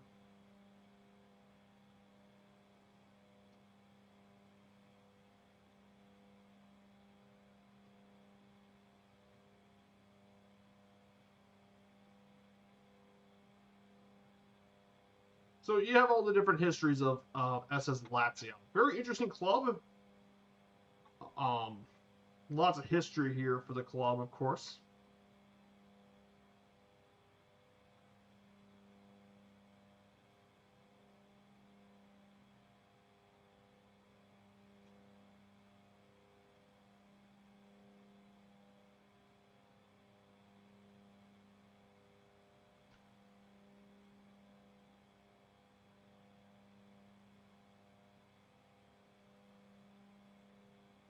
And here's some of their store equipment and stuff.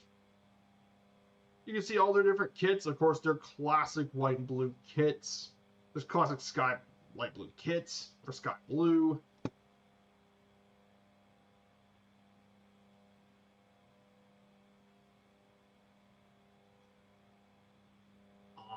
course, there's their scarves, obviously, and flags for Lazio. Very interesting stuff. And then we'll get to AS Roma for a bit. AS Roma. Roma. Here it is. AS Roma. And we'll get it in English. So, okay. So this is Roma. AS Roma. Roma. So, here's a bit of their history, too, from 1927, the merger of the three Rome-based clubs.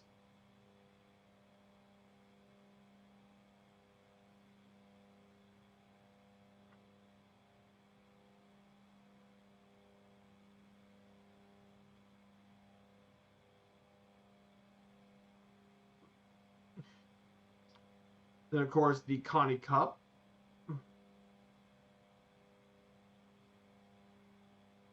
So you see all their rich history. Their first Scudetto in 1942.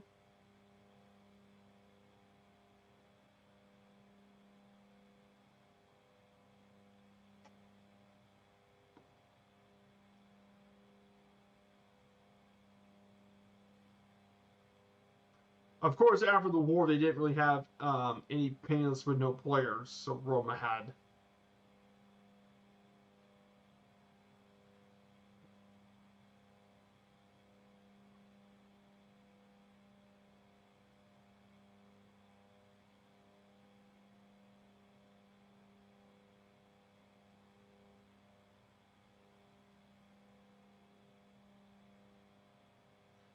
So, pretty neat stuff, of course. They were one step away from the glory of Europe, but unfortunately, they were defeated by Liverpool.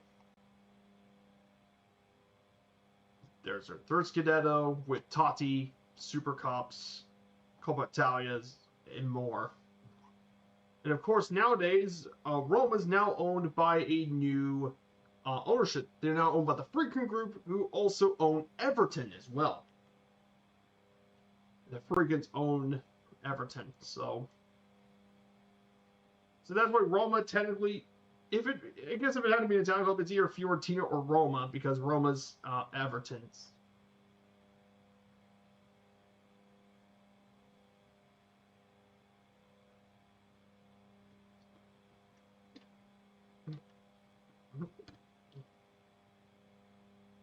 And here's their store too. So there's the Roma official store. Match kits.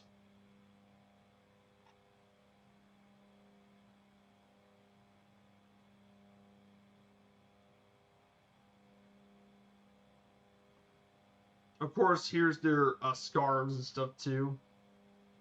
Soda and Roma. AS Roma Stadium scarf. Here's probably my favorite one. SPQR. Rome. With the famous K9 logo.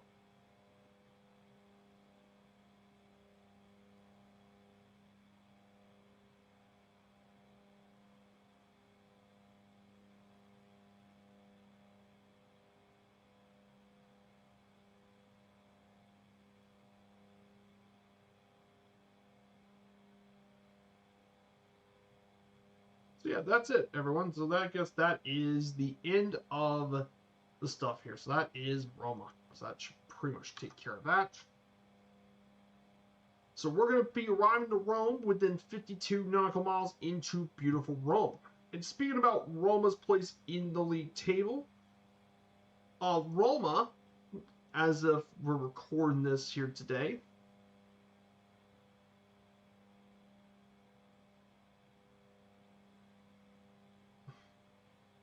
Roma is actually doing considerably better than Lazio. They're actually fifth this year. They're fifth place, and who knows if AC Milan keep fumbling, if they get a big win against Lazio, then they're in a pretty good position to maybe take a Champions League spot in a place in the Champions League. Which would be huge to see Roma back in the Champions League.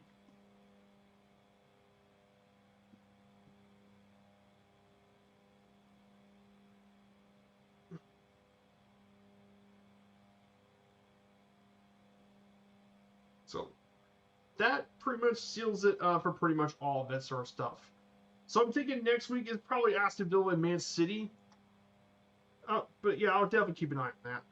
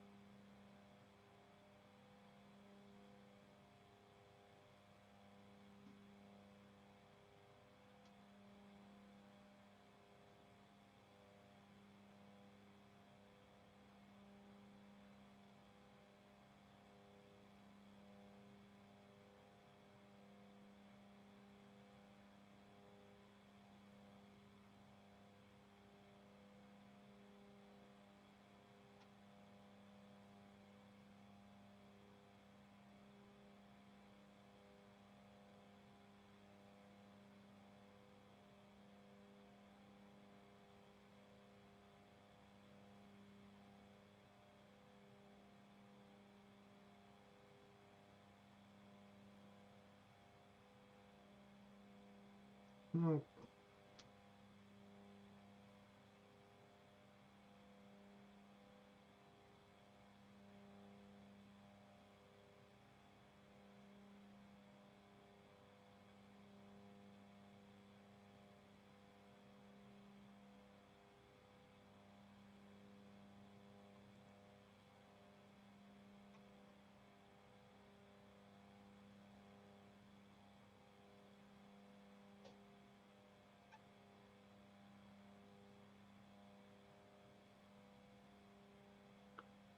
So some pretty cool stuff, guys. Let's take a look outside of the aircraft for a bit for this beautiful view. So we can see, yes, Italy has got a lot of mountains, and we're entering into the more central part of it.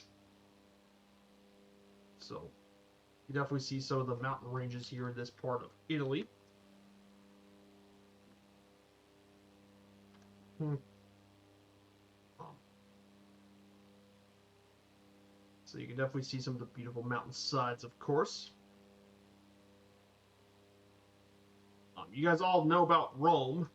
So let me give you a little bit of background for Rome, of course, the city of Rome. I think we talked about when we did our vacation trip, but just for a recap, founded 753 BC by King Romulus. This is the second most populous area in all of Italy. Of course, it's Italy's third most populous city and the third most populous city in the EU. Of course, Rome is known as the City of Seven Hills due to its geography in the Eternal City. And of course, it spans 28 centuries, of course. Um, and obviously, at one point, the Roman Empire was one of the most powerful civilizations on Earth at its peak, which spanned all the way north as Britain, east as modern-day Kuwait, far south as Sudan, far west as España and Morocco. Of course, there's so much to think about Rome. Its diverse architecture, its beautiful fountains, statues, bridges. Of course, all its old Roman heritage is still there. And Rome has a pretty rich cuisine. Mainly, one of its main dishes, of course, spaghetti alla carbonara is a traditional dish here in Rome. Ancient Roman cuisine is pretty interesting when you look at ancient Roman food. Looking back,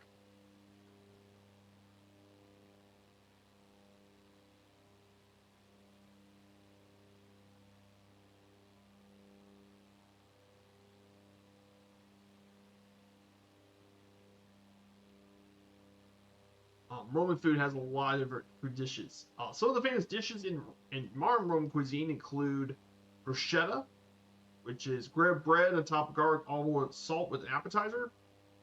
Carbonara, pasta dish made of fatty cured pork, hard cheese, eggs, salt, and black pepper. Good old carbonara.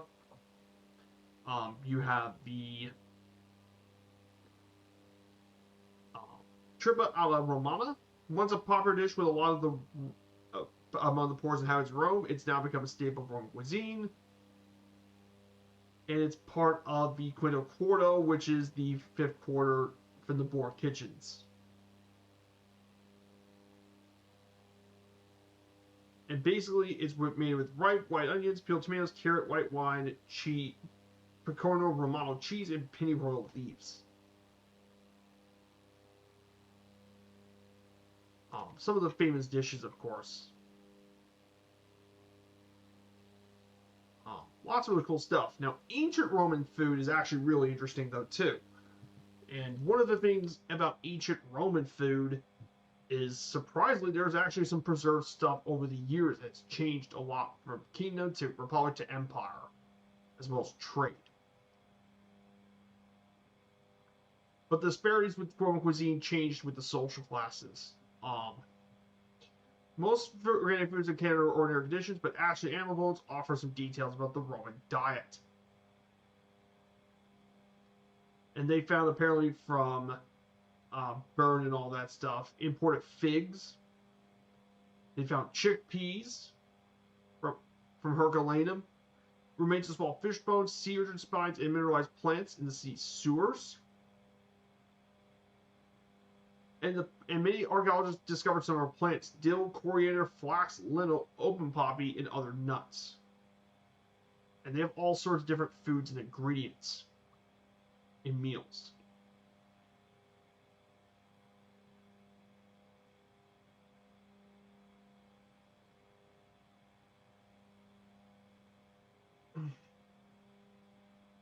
Some of the unique foods here in Rome, of course, many different parts of Roman diets, include many items that are now staples of modern Italian cooking, including olives, pears, figs, and vegetables. However, some of these vegetables are no longer present nowadays, and others have went through a lot of changes. Carrots, for example, back in the Roman days were different colors, but not orange. And they eat all sorts of different vegetables. However, some foods characteristic of modern Italian cuisine not used. For example, ancient Romans did not use spinach and eggplant because they were brought in from the Arab world. And tomatoes, potatoes, capsicum, peppers, maize, and beans of the Phallaceous genus came from the New World. The Romans actually did know of rice, but it was very rarely available to them.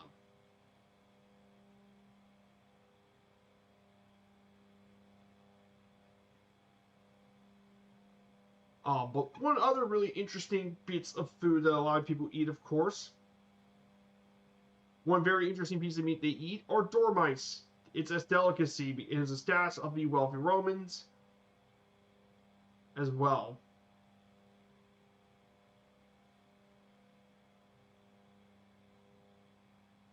So yeah, they eat dormice, which are edible mice.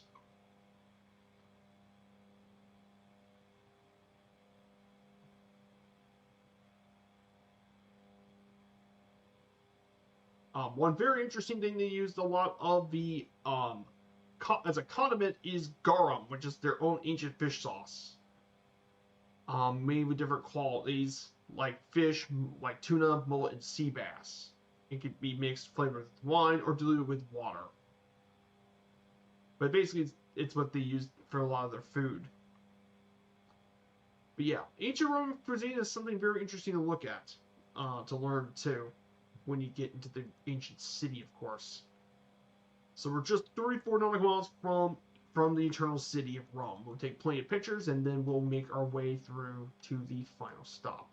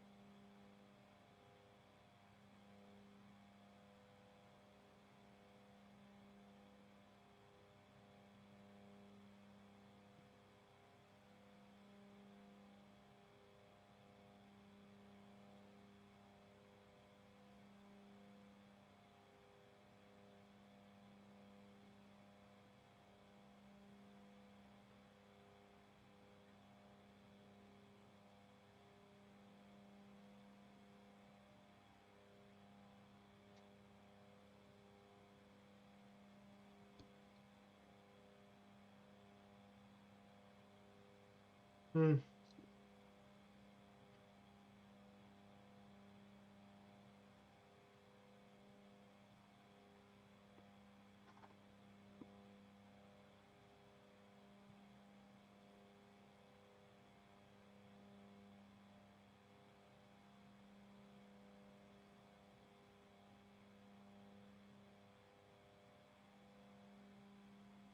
So we're getting ready to visit Rome. This is gonna be the first time flying over Rome in the sim for quite a bit.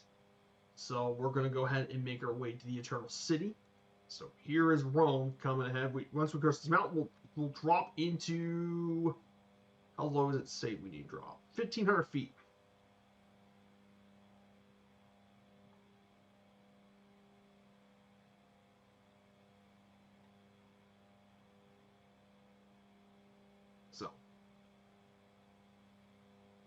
So we're going ahead and drop down after this hill. We'll start slow descend.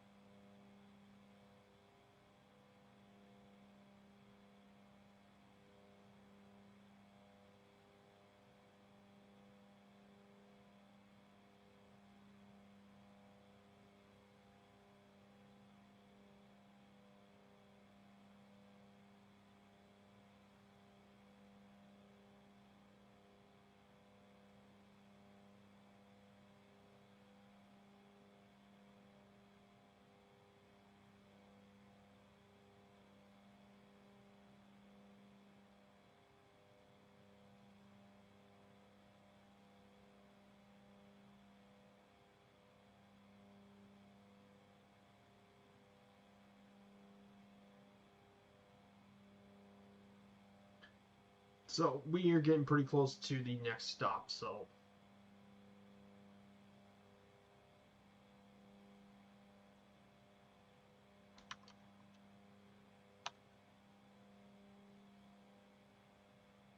mm,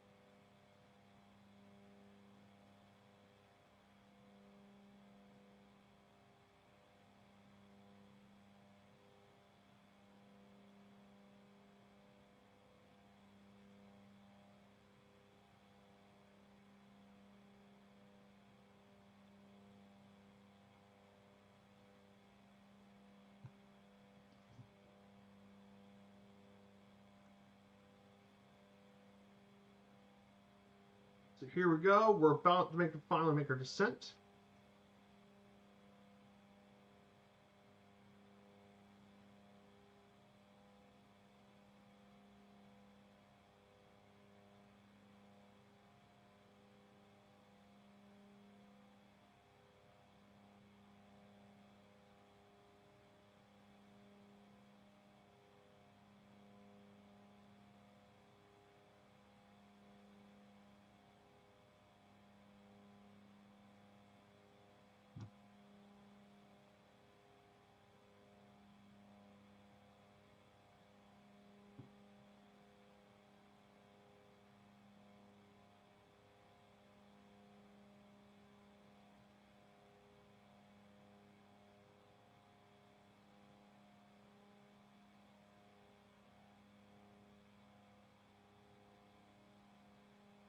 here we go. We're going to make our descent down to 1,500 feet. So we're finally entering Rome, guys.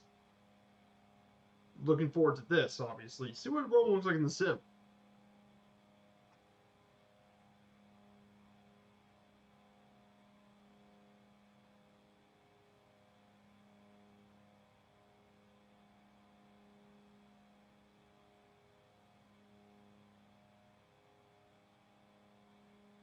So Rome is coming up, and I've been to Rome. Very overwhelming people, and it was on Sunday when all this happened.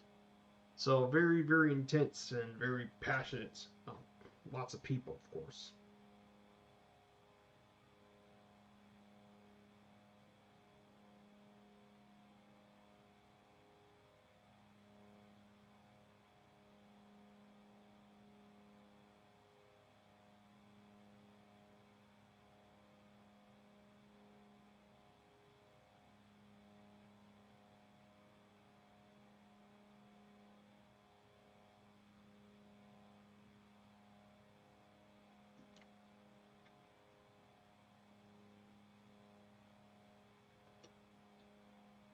Mm, mm, mm.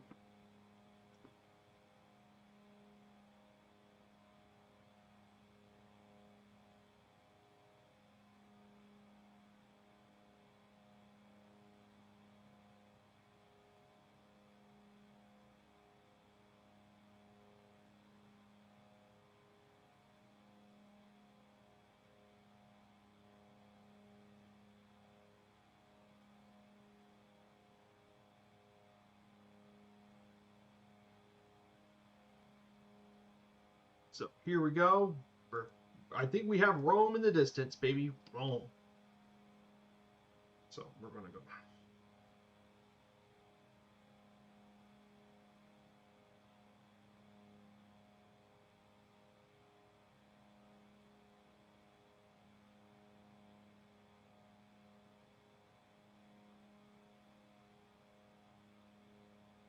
So here we go. Rome is here. Now, to our left is the secondary Roman airport at Ciampio, which has now been used more nowadays thanks to Ryanair. Now mainly use this airport.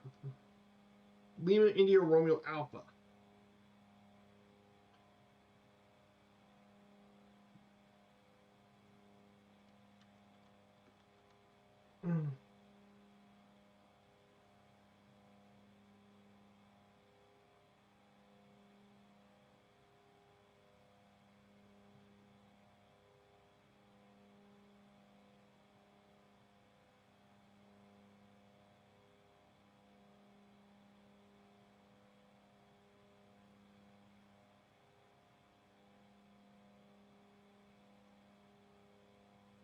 So I think we're about to arrive in Rome.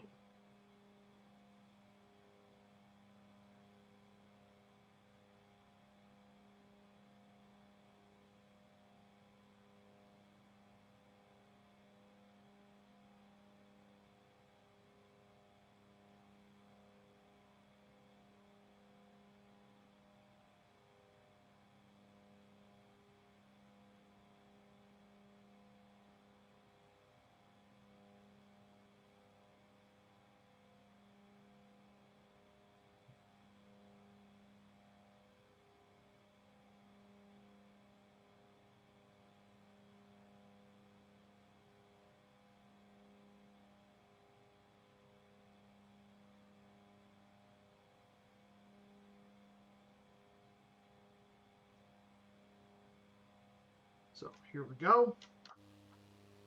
Right here. And we're going to make our way up to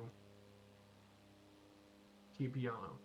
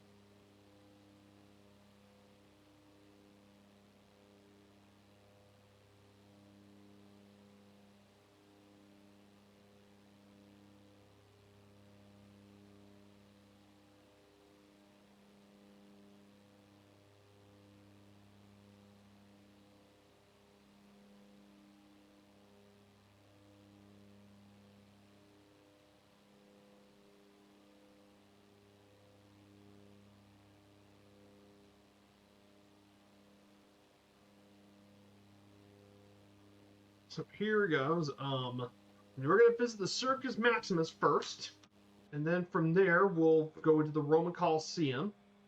Then we'll fly into the Vatican.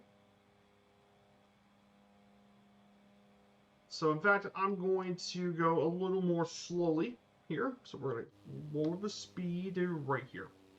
We'll go right here.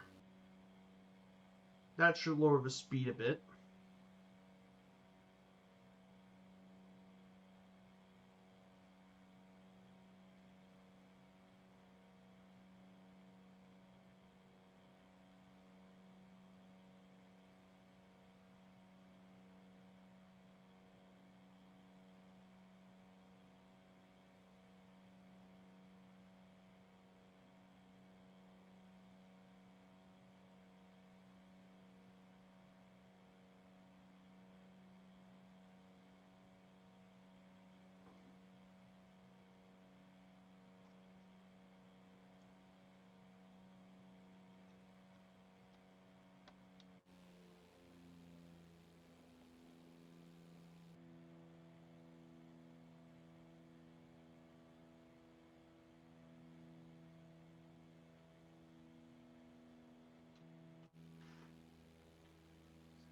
This here is the Circus Maximus. Right in front of us is the Circus Maximus.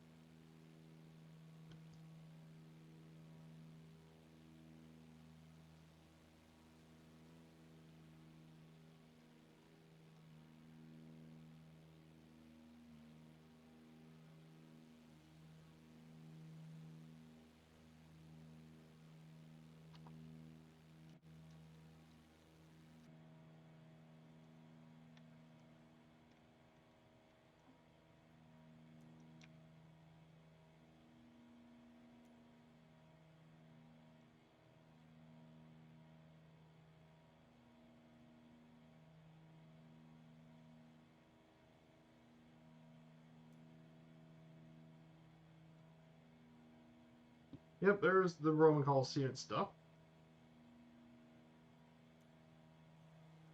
Yeah, there's a reason I took the Optica.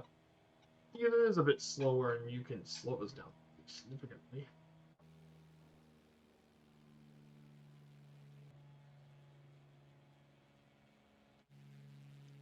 So yeah, you can see all the different Roman landmarks, the Colosseum, the Roman Forum.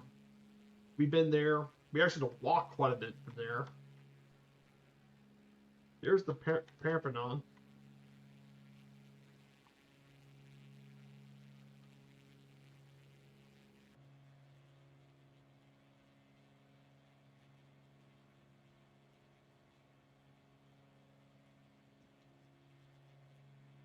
There's the Castle St. Angelo, and then of course, here's the big one, St. Peter's Square, the Vatican City.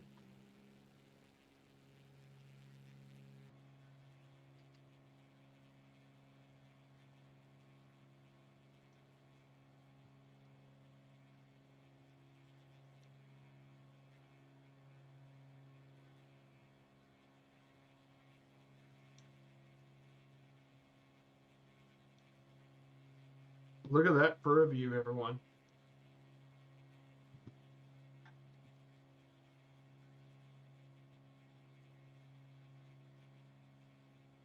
See, this is why I like using the Optica for this.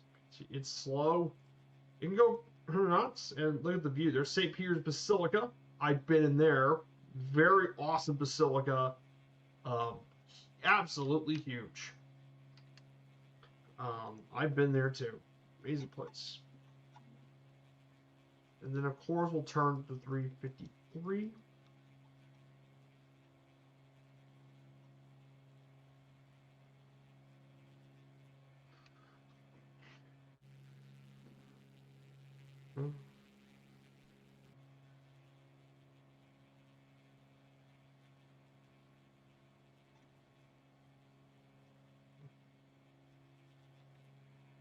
There is Roma Stadium, home of Roma and Lazio.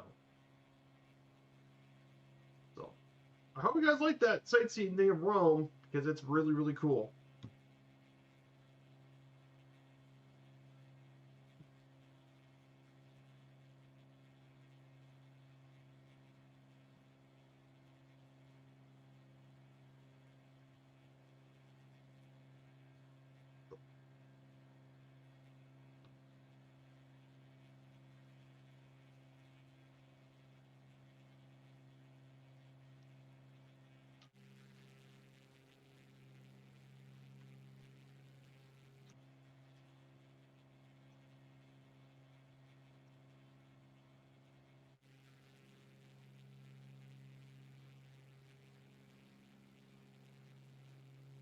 Here it is.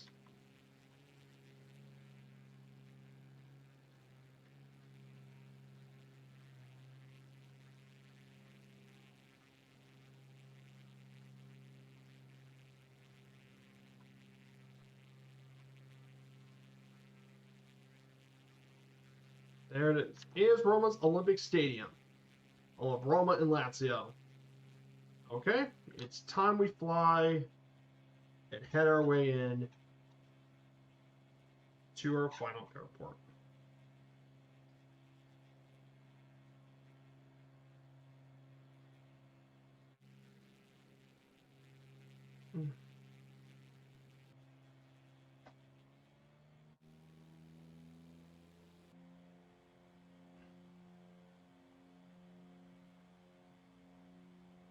So that's why I went a little slower around Rome because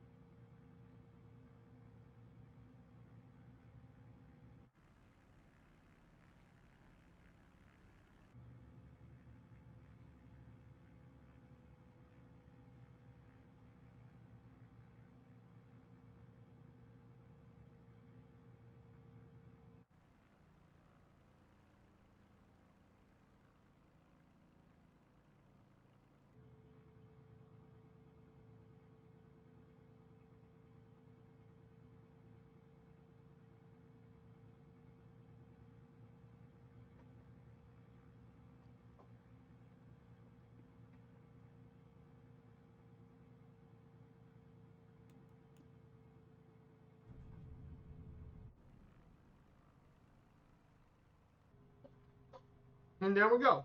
Nice.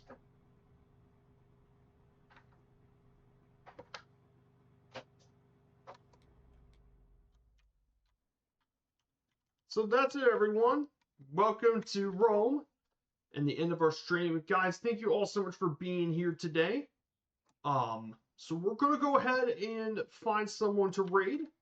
We will be returning back on tomorrow. We'll be in Australia, so we'll see you guys then. I think we're going to raid.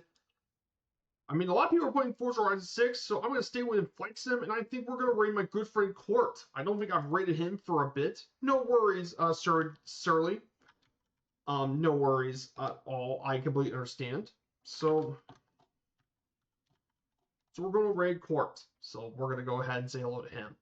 Take care, everyone, and have a great rest of your day. Goodbye, everyone, and see you all soon.